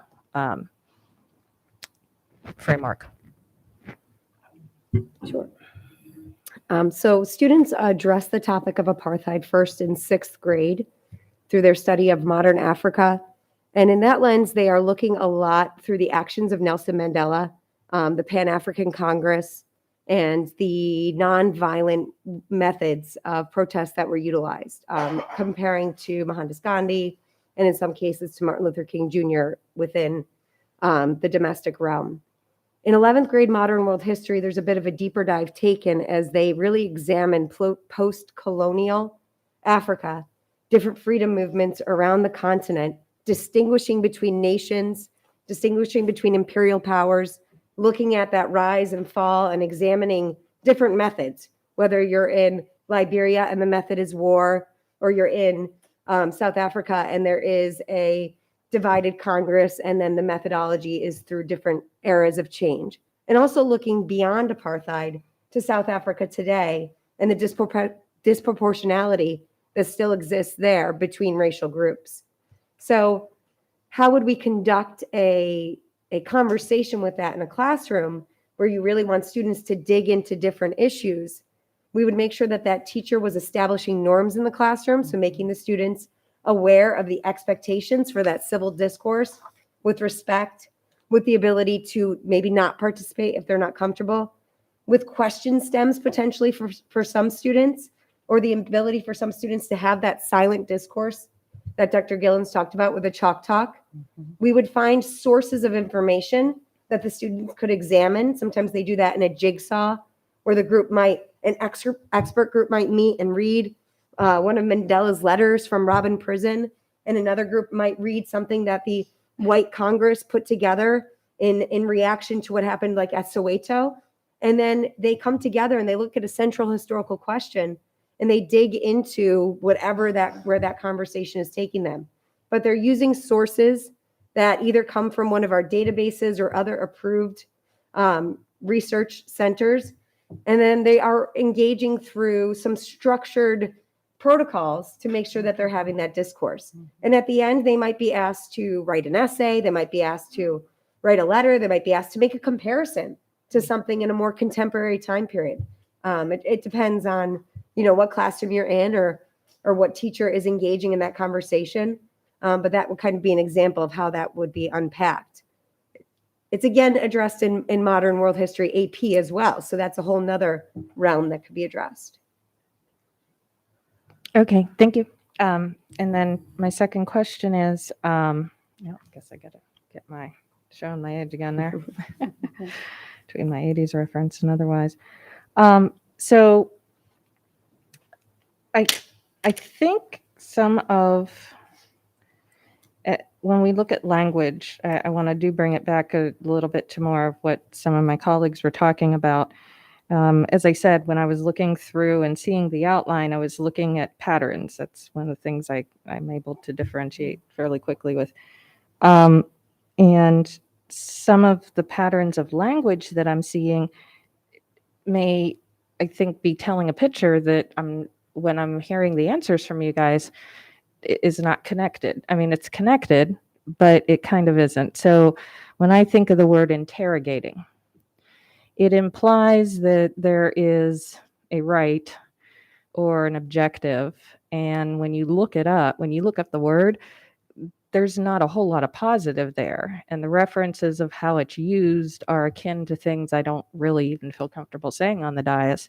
When you look it up in the Meridian, or Google it, and when I see arguments once again has an implication of a defined right and wrong. We know that critical thinking requires that bigger precept of, I'm going to develop a hypothesis in science or an argument that I'm going to debate, right? And I was in debate at the high school and collegiate level. And so there are arguments made. But when I'm seeing that terminology in my earlier years, and I know that that's my objective, I think that may be creating some uncomfort, an uncomfortable stance. Because when I overlay it to questions like the use of one race term to the other, and I pull together in things like interrogation and arguments, social justice implying there is an ultimate right and wrong, it could leave an impression, I think, that we are not engaging in that critical thought process as much as you guys are sharing. So specifically with interrogating, it was one of the words used on the slide. Could you go over what that really means? I think the only time I'm looking at my colleagues, I'm pretty sure that was my slide for interrogation. I'm sure my colleagues Maybe we could pull it up because Yep, it it was defining critical race theory. That's the framework in which, so it's nothing that, remember, my goal was to bring information and delineation between critical race theory and culturally responsive teaching. And so in trying to give an overview of what critical race theory is, the language of interrogation is in that definition that I provided by the American Bar Association.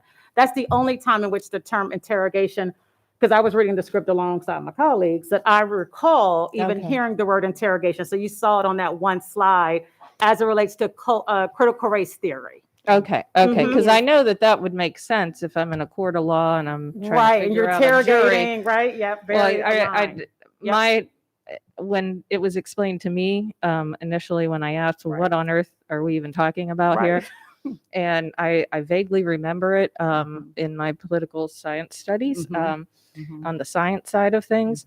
And what does that mean? It was it was explained to me that juries, it was used for jury selection to truly get at the jury of peers as opposed to, and balance the whole justice balance there. So, but in general, though, when I'm seeing that stuff, it just seemed a little bit more of a, we're attacking that and as opposed to inspiring and, hands open, hands shut, you know what I mean? Got it. So I think that may be helpful. I may Thank have you. one or two more questions if time permits. If not, that's okay. I know these guys' phone number.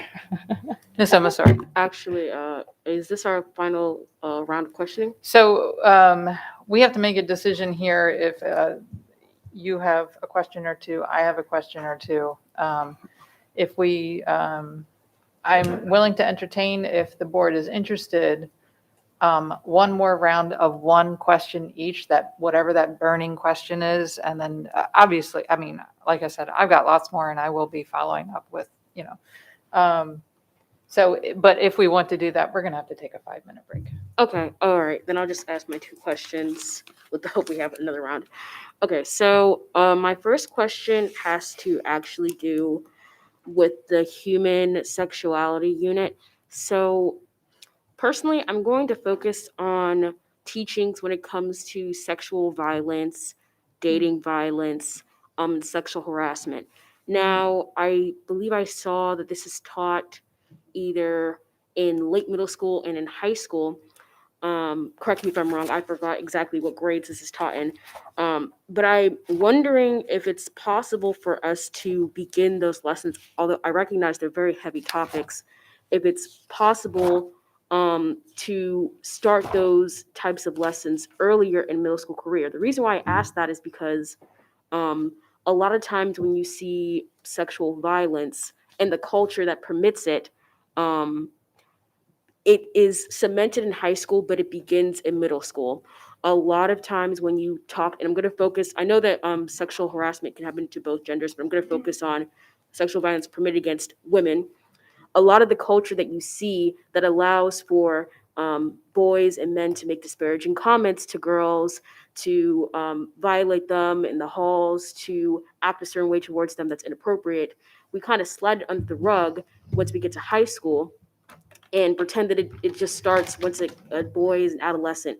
But it really begins in those 6th grade bus routes, in those 7th grade hallways. And so I feel as though we're giving a disservice to thinking that it only starts when a boy is 16, because those attitudes are fostered when a kid's 12, when a kid's 13, and as they're moving up from high school to college and then adulthood. So is there a way for us to incorporate it earlier in middle school, although it is a heavy topic, so that it carries throughout kids' health educations from secondary school onward? Great question. The state passed a law in 2016 for all grades to receive education on this. In 8th grade, we have a course, a lesson on it, and also in high school. We have a very strong partnership with the One Love Foundation, who are the experts in the field. They do some of our PD. In 8th grade, we use their lesson on couplets, which shows the unhealthy signs of relationships and healthy signs. So I think once we identify them and then you realize what they are, then you can recognize them in your relationships. And then in high school, we do the escalation from One Love, the story of Yardley Love. And also recently, they made a shorter version called Amor del Bueno. So those are the two that we use in high school. Yeah, I know about One Love. In fact, Arundel has a One Love club. But I'm talking about outside of dating violence, because a lot of students in high school, they don't end up dating, but they might encounter inappropriate behavior like sexual harassment outside of dating from their peers. And so that's why I'm wondering, do we have education on that? Because that is what I find can be more common that people kind of don't talk about when it comes to sexual harassment outside of dating.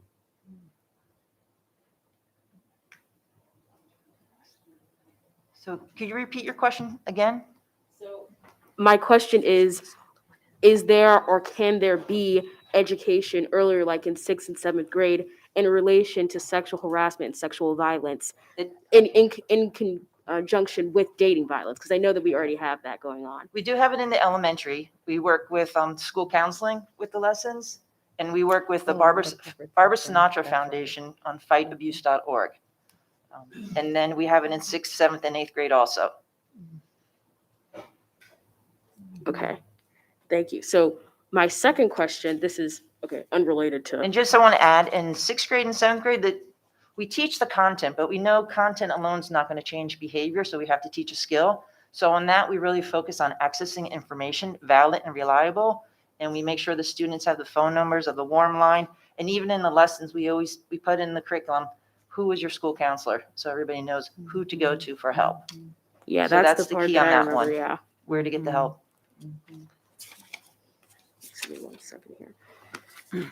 Okay, so my next question has to do going back to our history curriculum. So, and again, I feel like I've talked ad nauseum with Ms. Case about everything history. So when we talk about, or I guess when we learn as an American public school system about history, specifically world history, I find, and I'm just saying this as like someone who comes from a non-American background, that we look at it through a United States-based lens. This is typically with the subject of race. The way that we view race in America is wildly different than how race is viewed anywhere else. Like if I were to go to Nigeria and say, I'm Black, they'd be like, what do you mean? They would just say, no, you're Yoruba. And I'm like, no, I'm Black, because everyone's Black. That's not a thing. And so I find when we're learning about different topics, for example, the transatlantic slave trade, I hear a lot of my history teachers throughout the year saying, oh, Africans were selling other Africans. They were selling their own, while not realizing that their own was not a thing. They did not consider each other to be related because it was based on tribes. Race didn't exist. I bring this question up to ask, when we are teaching history and when we provide teachers with that background context and the context that they ultimately pass along to their students, do we include the topic of race as a concept in that context? Because even if you look at early U.S. history, when we talk about what white is, if you look at the 1900s, the late 1800s, Irish people were considered in that, Italian people were considered that, Jewish people, which in today's world, if I went to an Irish person, I would not say you're not white, like they're white to me. So do we contain that idea that race is a concept when we're talking about our context and background we give to teachers in addition to students, so that they don't just have, especially when it comes to world topics, this American lens and opinion on what's going on in these conflicts we're learning about?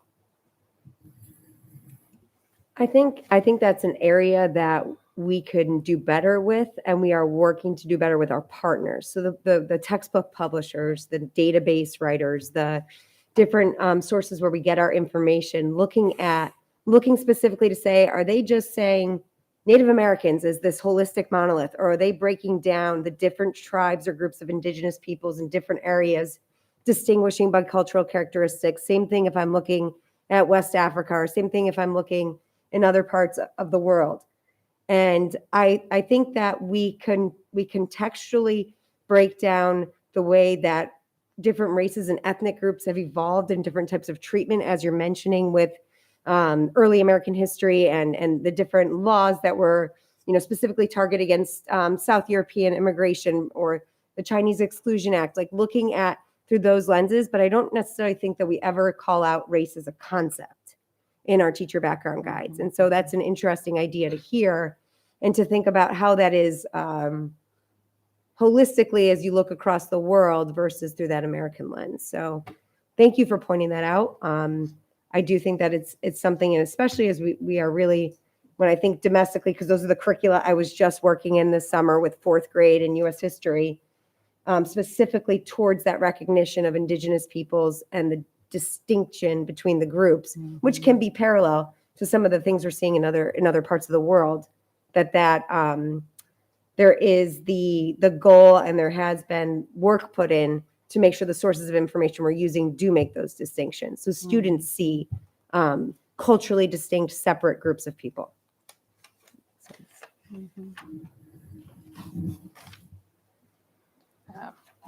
Wrong page. First of all, I want to mention, where is it?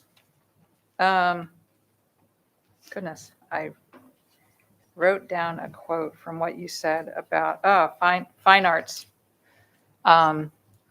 Huge advocate of fine arts, and I believe fine arts is probably the primary, or one of the primary places to deal with difficult topics. So I just had to call that out. I had to appreciate what you shared about the fine arts, space to explore topics. That's what I wrote down, and own voice. That's what fine arts is about. And so I appreciate that you brought that aspect of it to us. Now, goodness, so many things. So I'm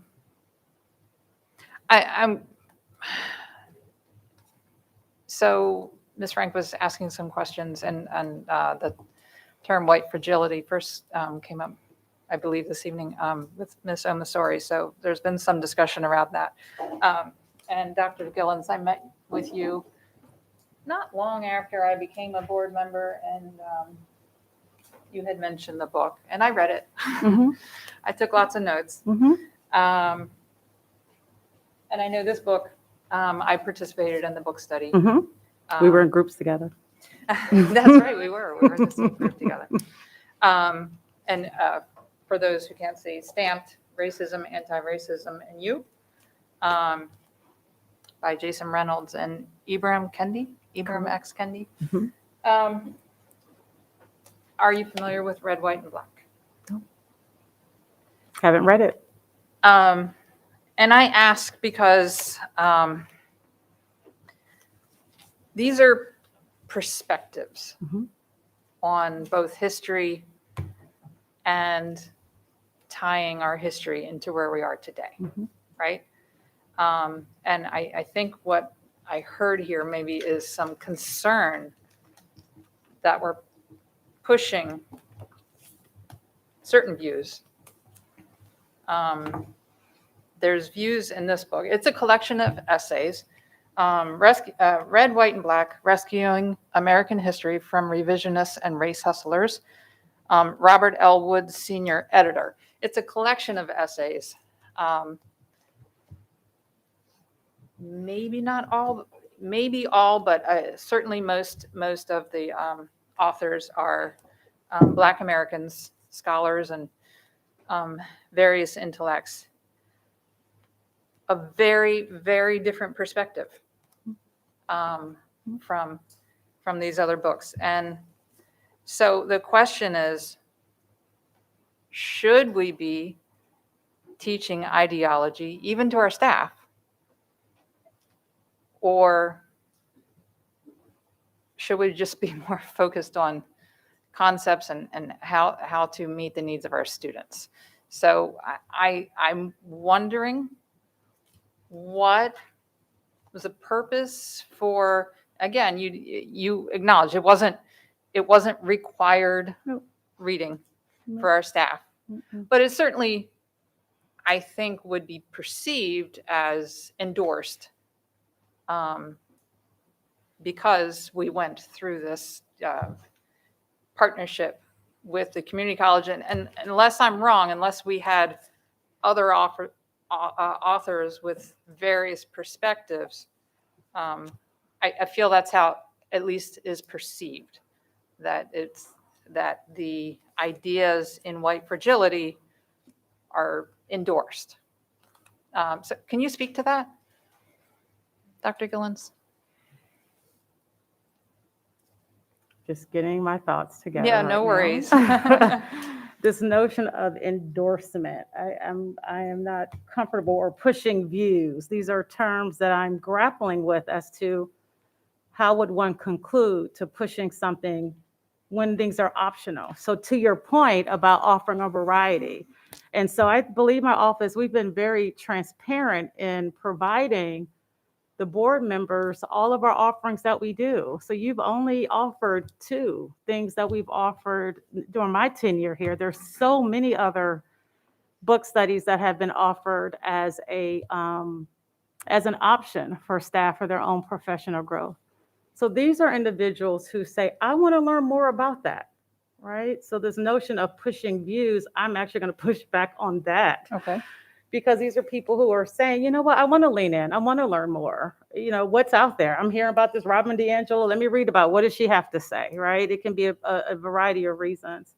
As far as the exec team is concerned, we have engaged in different book studies. And I would say that I don't believe my colleagues feel like this has been pushed upon them. This is something that we've agreed to learn together. To your point, getting different perspectives, hearing different how scholars see the world differently.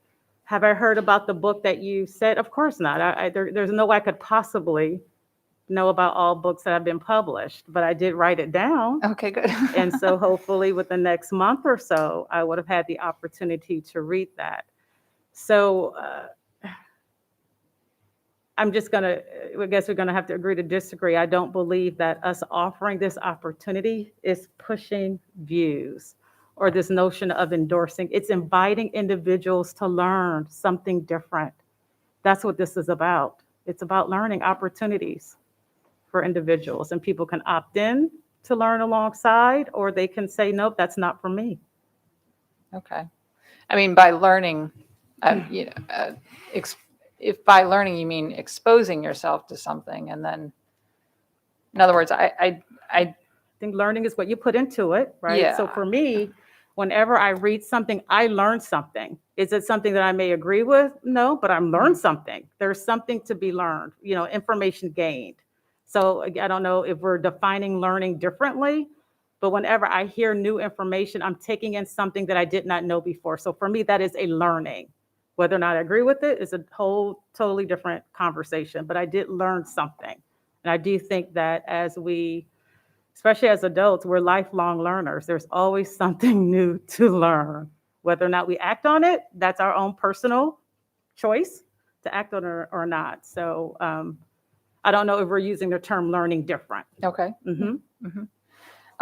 So culturally responsive teaching, I'm going to be honest, and maybe I haven't been paying attention closely enough. My apologies.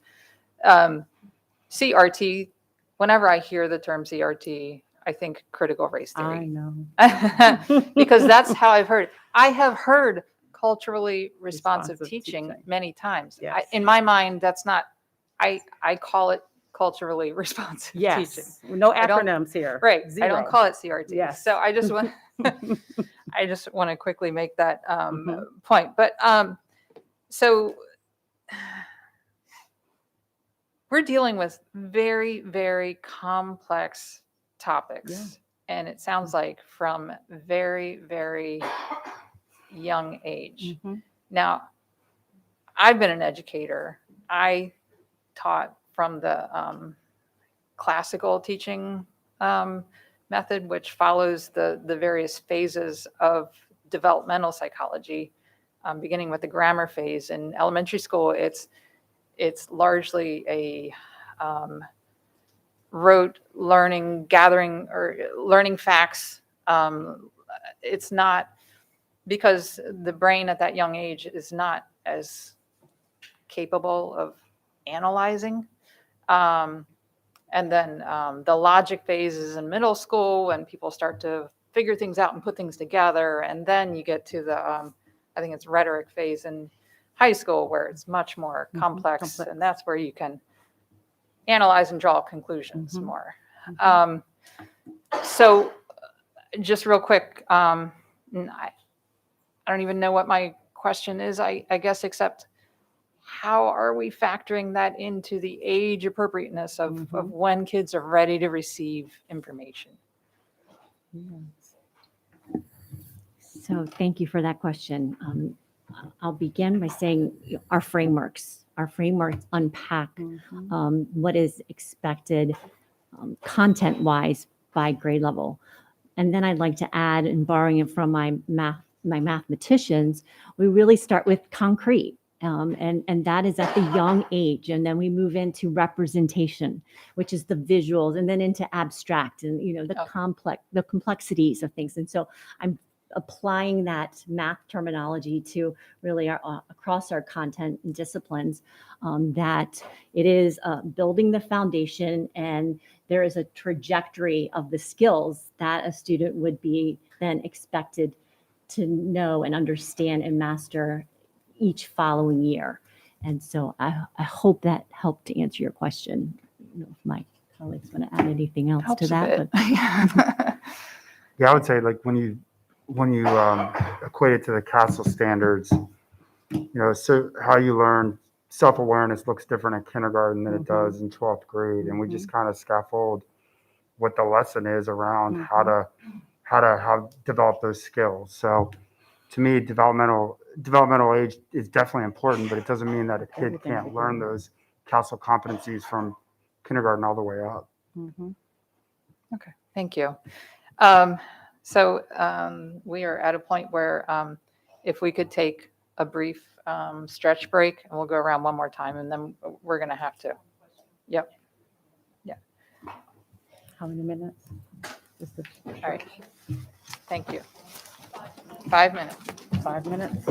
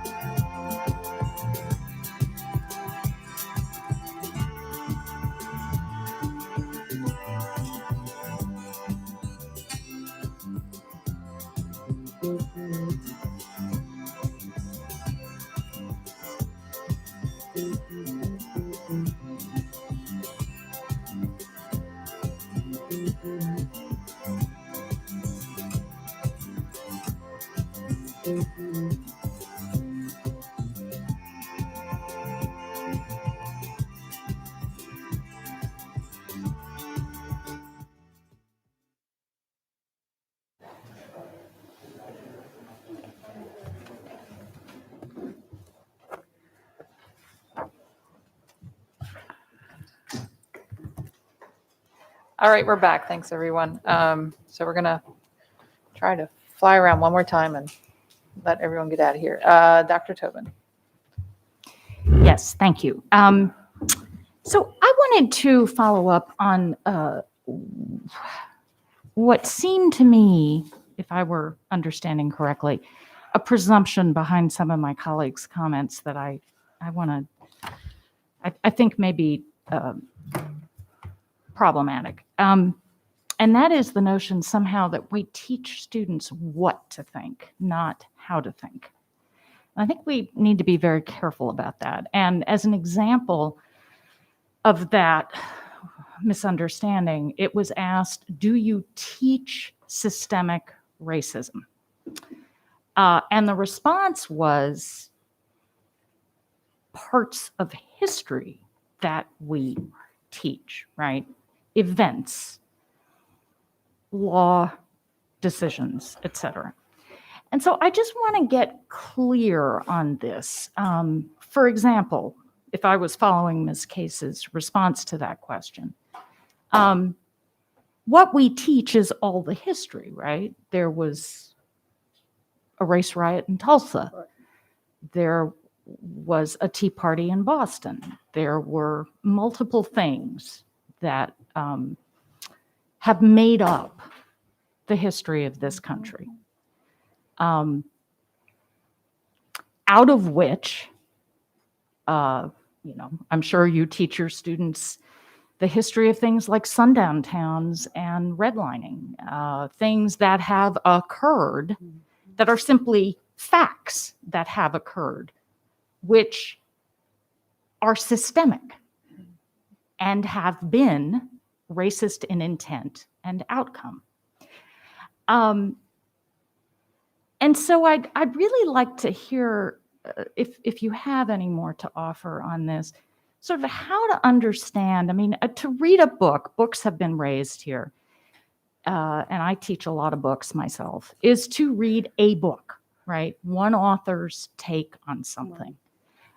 The assumption seems to be that if one reads a book, one is ascribing to everything said in that book. Is that, is that what we're teaching our students? If you read a book, you somehow must agree with what's in that book, whatever that book may be.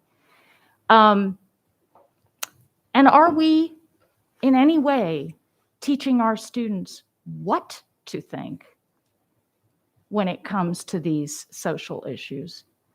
Or are we teaching them how to think, how to, we've talked about skills, right? How to handle discussions, how to engage in a conversation. I took the use of terms like argument and interrogate in their philosophical sense, right? Those are the classic terms for thinking, for thinking deeply about something and constructing your understanding of it, which is your argument, right? But those are skills around, in the case of history, historical facts. Is that an intention? Is there anything in our policy that is intended to teach our students what they should think? So when we are teaching our content, we are always teaching our students how to think, not what they should think. And you will often hear words such as identify, interpret, compare, contrast, fact, opinion. And so that really is allowing the learner to take the information and process it so that then they are able to offer their report or their evaluation of the information. So it is about teaching students how to think. Ms. Patton, can I add a artful teaching strategy I think you would appreciate? What do you see? What do you think? What do you notice?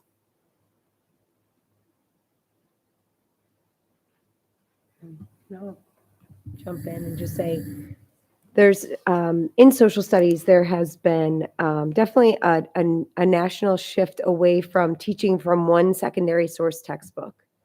That history is full of perspectives and that the richest perspectives come out of investigating primary sources.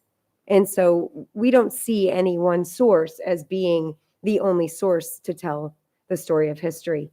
And so as we teach students to think like historians and to think critically. Really, we're preparing them to be those consumers of information and think about things like intended audience, author's purpose, credibility, so that they can then make those well-reasoned thoughts on their own and arguments on their own. And I invite each one of you to come be a part of our National History Day competition, where students get the opportunity to not only apply those historical thinking skills, but to choose the topic they want to cover, and then to choose how they want to cover it through a website or a documentary or a performance. And really, that's to me almost the pinnacle of where we need to be in social studies education, is students applying their own disciplinary literacy skills to develop their own rationale and what they think, because we're just trying to teach them how to get to that point.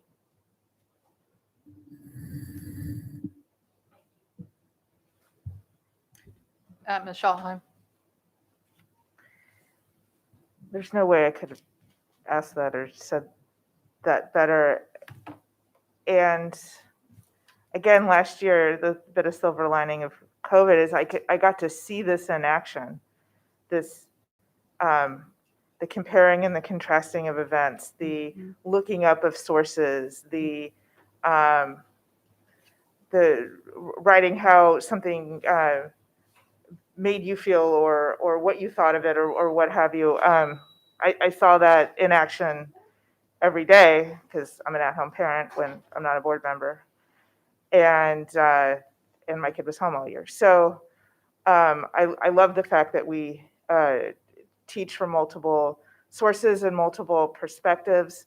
That was not my experience in the early 80s in Southern California. I learned that, Christopher Columbus sailed the ocean blue in 1492 and landed here, and there was a huge part of that was left out, like, the fact that indigenous people were here, and then what happened to them and their land throughout history. And so it's, I'm just very grateful that that there's a conscious effort at every level to expose our children to multiple perspectives, and that what was in the social studies textbook in the early 80s is maybe, although many volumes past what it was then, but one source of information now. So I don't have a question. I'm just, I just like to say that I've seen this in action. This isn't theoretical, because it's my lived experience as part of being a parent of a student in this county, and I'm grateful for it. Thank you. Ms. Den? I just want to say to each of you all that I realize and respect the fact that, cultural responsiveness of what you are teaching and what you're doing is so important, and that you probably never thought that being a social studies teacher would be on the forefront of where we're at in our society. But I, for one, appreciate and respect the work that you have to do in the classroom for not only educating the students, but also educating the public at large.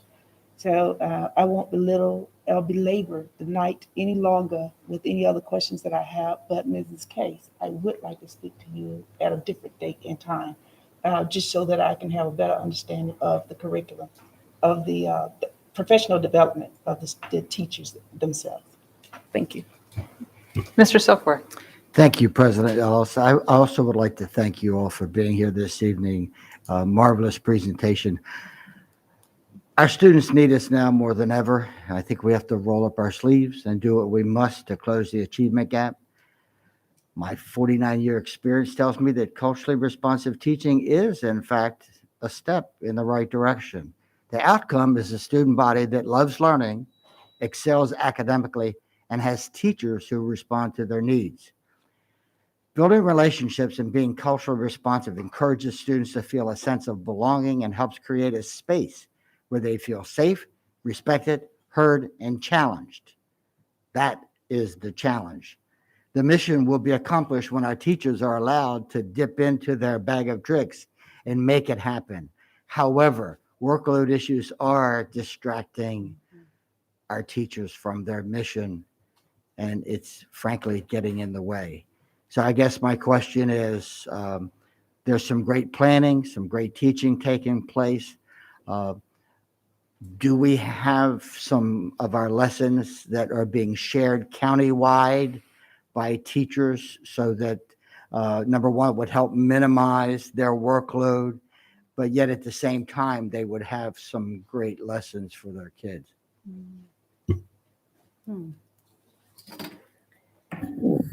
Thank you, Mr. Silver. So we're always leveraging our expertise of our teachers to share across their content with other teachers. And as we continue to use Brightspace as our learning management system, that will afford us the opportunity to make it even easier to do that and have those repository of lessons.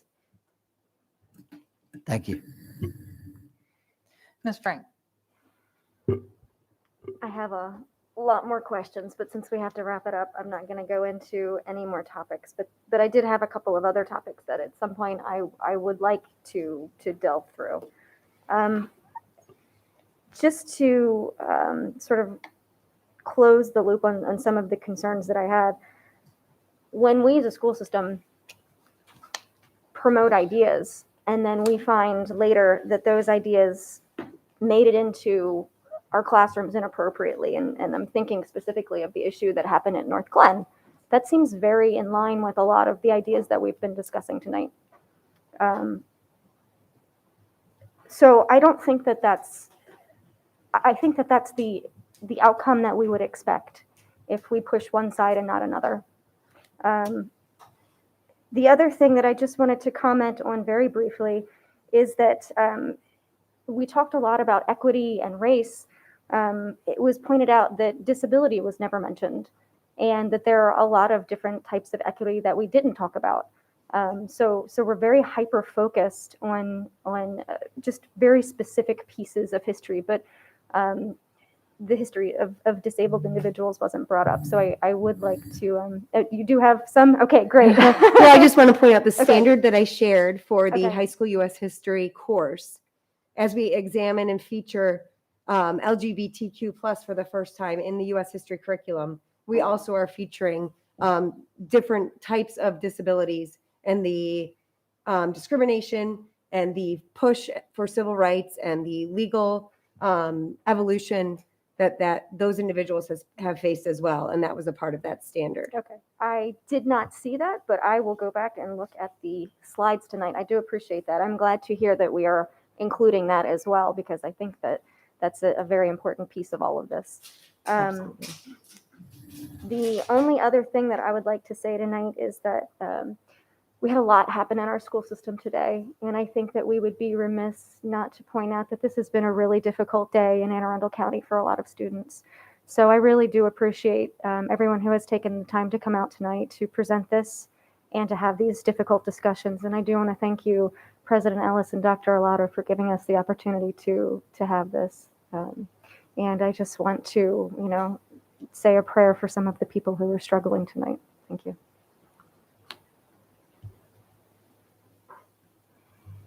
Ms. Corkadell, I'm sorry.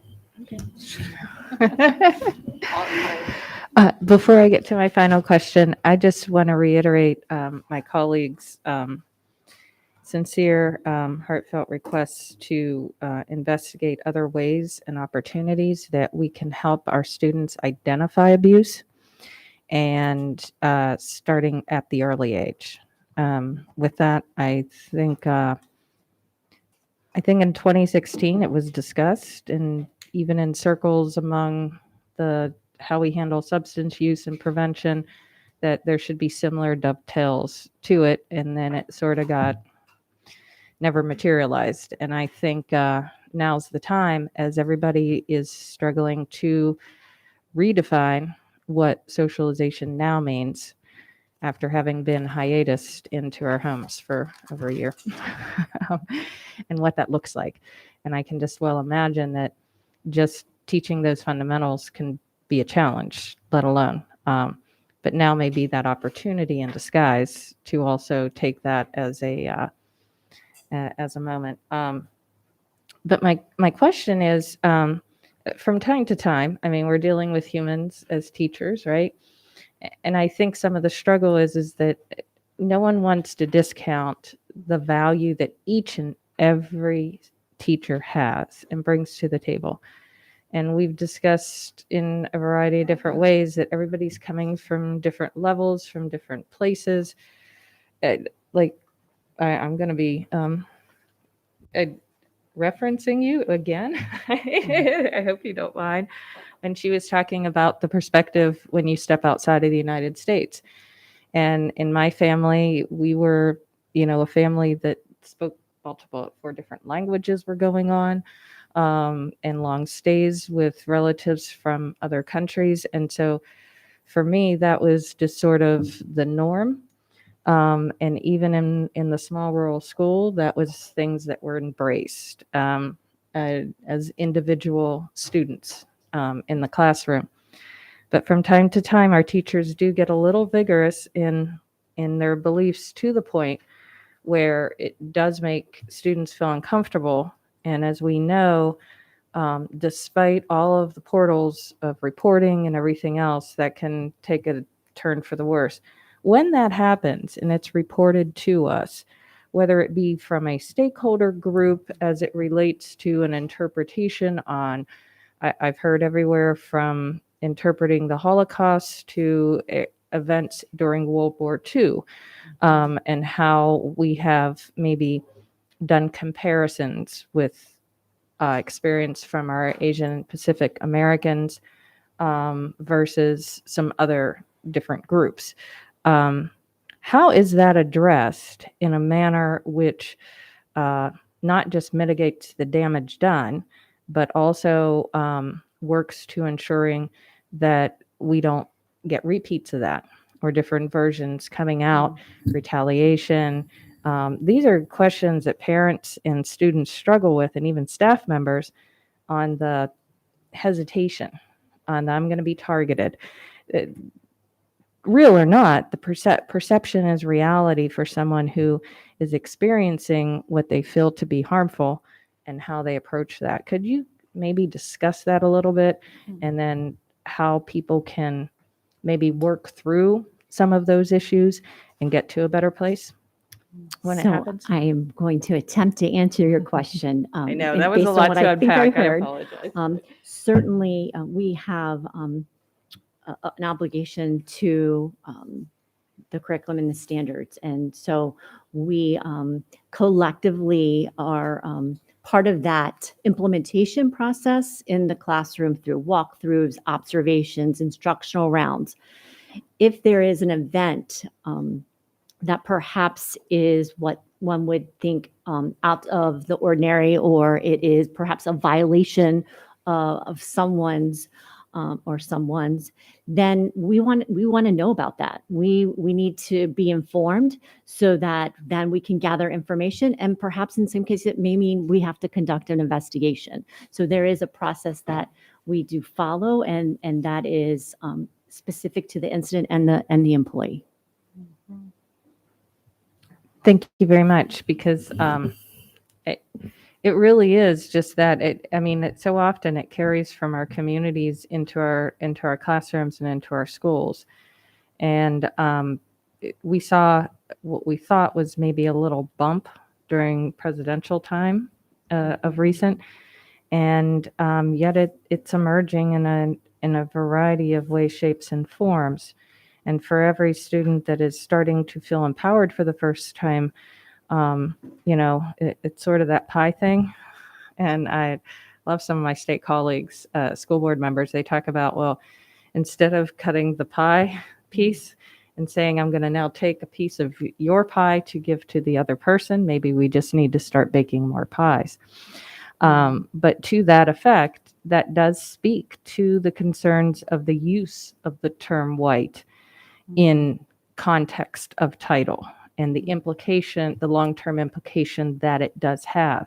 We can't control the national conversation, but what I have learned over the years is that identifying the human being as the human being first and foremost, when that is placed in the forefront, everything else is a matter of course as opposed to a matter of target and focus. And so I would just suggest that some of our terminology, if we're using the acronym CRT in two different ways, really, I mean, like, you're never going to overcome that. And likewise, when we start to actually define, I think, mentalities and how people are conducting themselves using those as labels. I'm not a fan of identity politics. I don't like the label. My label is I'm unique. It's my name, and what that implies, because that label can carry over, and that is where I think some of the parents, when they're getting feedback from their students, are hearing. So, not another question, but just a comment that terminology and phraseology can have an impact that maybe us as adults kind of forgot what that feels like. Because if somebody is constantly hearing their label that they're identifying with in a derogatory way, I don't know that we'll ever get to a part where they're going to be willing to open up to start to unpack some of the things and to start to think critically. If they feel that they are a target without a due process, and they see things that are not as well substantiated historically. So that's just my only couple suggestions, that I think we can probably get through a lot of this if we maybe reconsidered our lexicon to bring. It's about meeting the student where they are, not about where we are, not about where Dr. Gillens is at, not about where Ms. Corkadell's at, not about where Dr. Tobin's at, but where is that student in that moment in time? And that's where I think we get to the better. But that's probably for another day. Ms. Omasori? Right. So I got to be honest, I don't have a lot of questions, just comments. So first, huge shout out to National History Day. I've done it since 8th grade. So basically all the time I spent in this county, I've done National History Day every single year. And I would encourage any parents or even students listening, force your kids to do National History Day. It is so great. And thank you for all your work that you have done and the work that you will continue to do in the future, because I know it's going to be great. And I've had the pleasure of being able to work with all of you. So I'm really proud to say that you're part of our AACBS team. As a final remark, and this really has to do with a lot of what I've heard on the board, and as a student and as I would consider myself a history buff, I would like to mention a quote from Thucydides, which is that history is philosophy teaching by example. And so when we talk about history, although we're not indoctrinating or forcing our students to think a certain way, it's important to realize the effects that philosophy have on how we interpret history, and by that same line of thinking, how we make history. I've heard a number of board members talk about tonight about how history was when they were growing up versus how history is now. And I think that when we talk about history and our courses, it's not wine. It's not something that's better as it ages and as it becomes antiquated.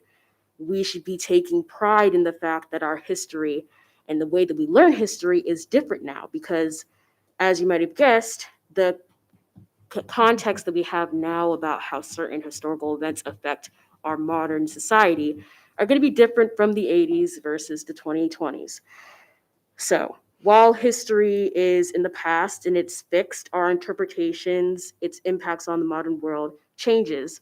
And for us to use history as its most useful tool, which is a blueprint as to how to proceed, we have to embrace that change in interpretation. And I know that it could be kind of difficult once we start using what have become, I guess, political labels when we're talking about historical events.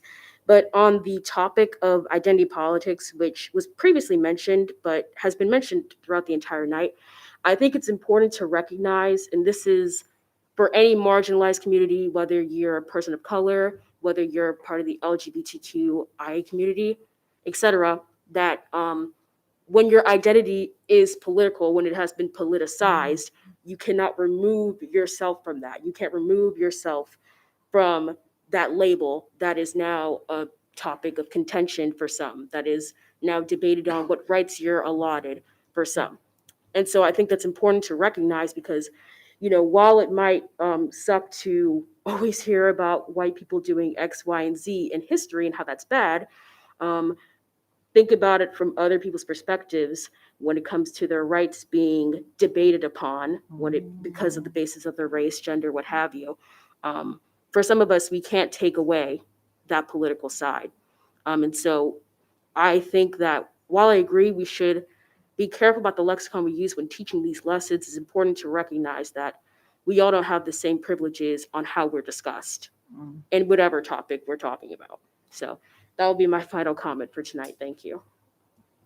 Thank you, Ms. Omasari. I first want to take a moment to thank all of my colleagues. I do have a question, but to thank all of my colleagues because I've heard valuable input, either through your questions or through your statements or comments, and I greatly appreciate that.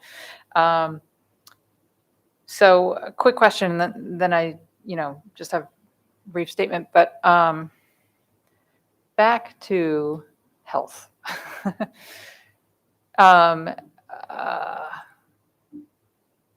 Elementary school saw teaching about substance abuse. And help me out here. So elementary school, kids develop at different rates. Kids come from different backgrounds and are exposed to different things. And substance abuse, no doubt, is a reality in some of our elementary students' lives.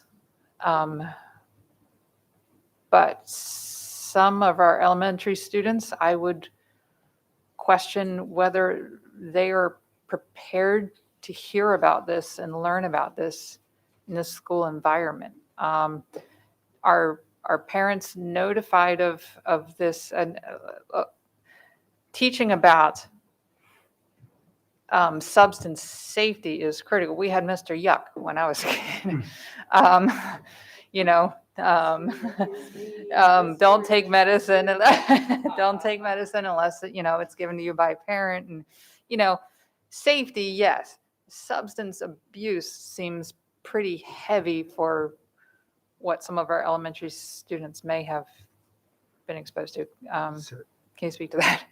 Yeah, so the law, Start Talking Maryland Act that was passed, I want to say probably 2016, 2017, was basically mandatory grades 3 through 12 to get substance abuse instruction, and including something about heroin, specifically fentanyl, because with the opioid crisis. So we don't have health teachers in elementary, so the health curriculum is taught by teachers as well as counselors. So the counselors teach the 3rd through 5th grade lessons on substance abuse, and it is an opt-in. So we get every parent gets a letter, and then if they call the school, they can opt out of that. An opt out, so they can opt out of that lesson. Okay. If you want specifics on that lesson, I'm going to call my colleague Shirley. No, that's good. You answered my question. Thank you. Yeah, that's helpful. And again, I realize it's important for some of our students, and some of our students probably just aren't ready for the realities of life. So real quick, a couple thoughts. Racism is real.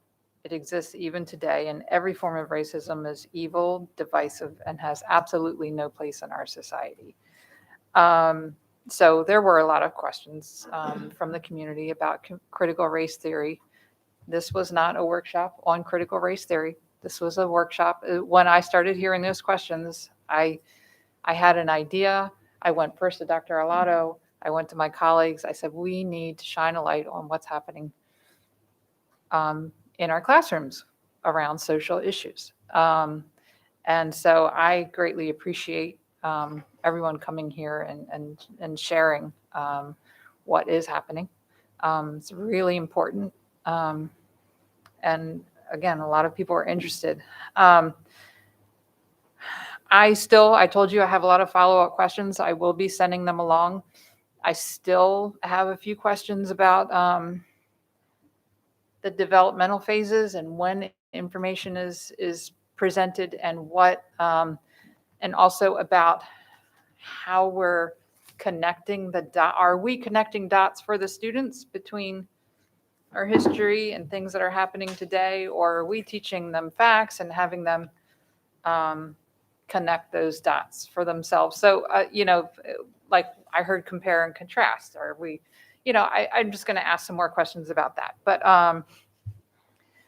I know there's been a large concern about the harmony in our schools and concerns about hate and bias. And I just want to caution, and this is for Dr. Alato and your staff, and this is for our parents, and this is for everyone involved in our students' lives. The school system cannot raise a child. Every child needs love, and where that is lacking, that is what we need to address. Information is not love. Classroom lessons are not love. Love is not a subject to be taught. It's an action to be experienced. So there's only so much we can do to impact the behavior of children through classroom lessons. I think we can all acknowledge that. I agree that we should teach real history in the proper context and at the appropriate level. It sounds like we all agree that we should not impose ideas on staff or students about the connections between history and today, but again, give them the tools. So that being said, I just, again, want to give a heartfelt thanks. Clearly, you put a lot of time and preparation. I know you are aware how much the community is invested, and the community is asking questions, and the community is watching. Thank you, community, for being involved, for being tuned in. We greatly appreciate it. And thanks so much. And that will conclude our workshop. And we will be back here again in a couple of days for our next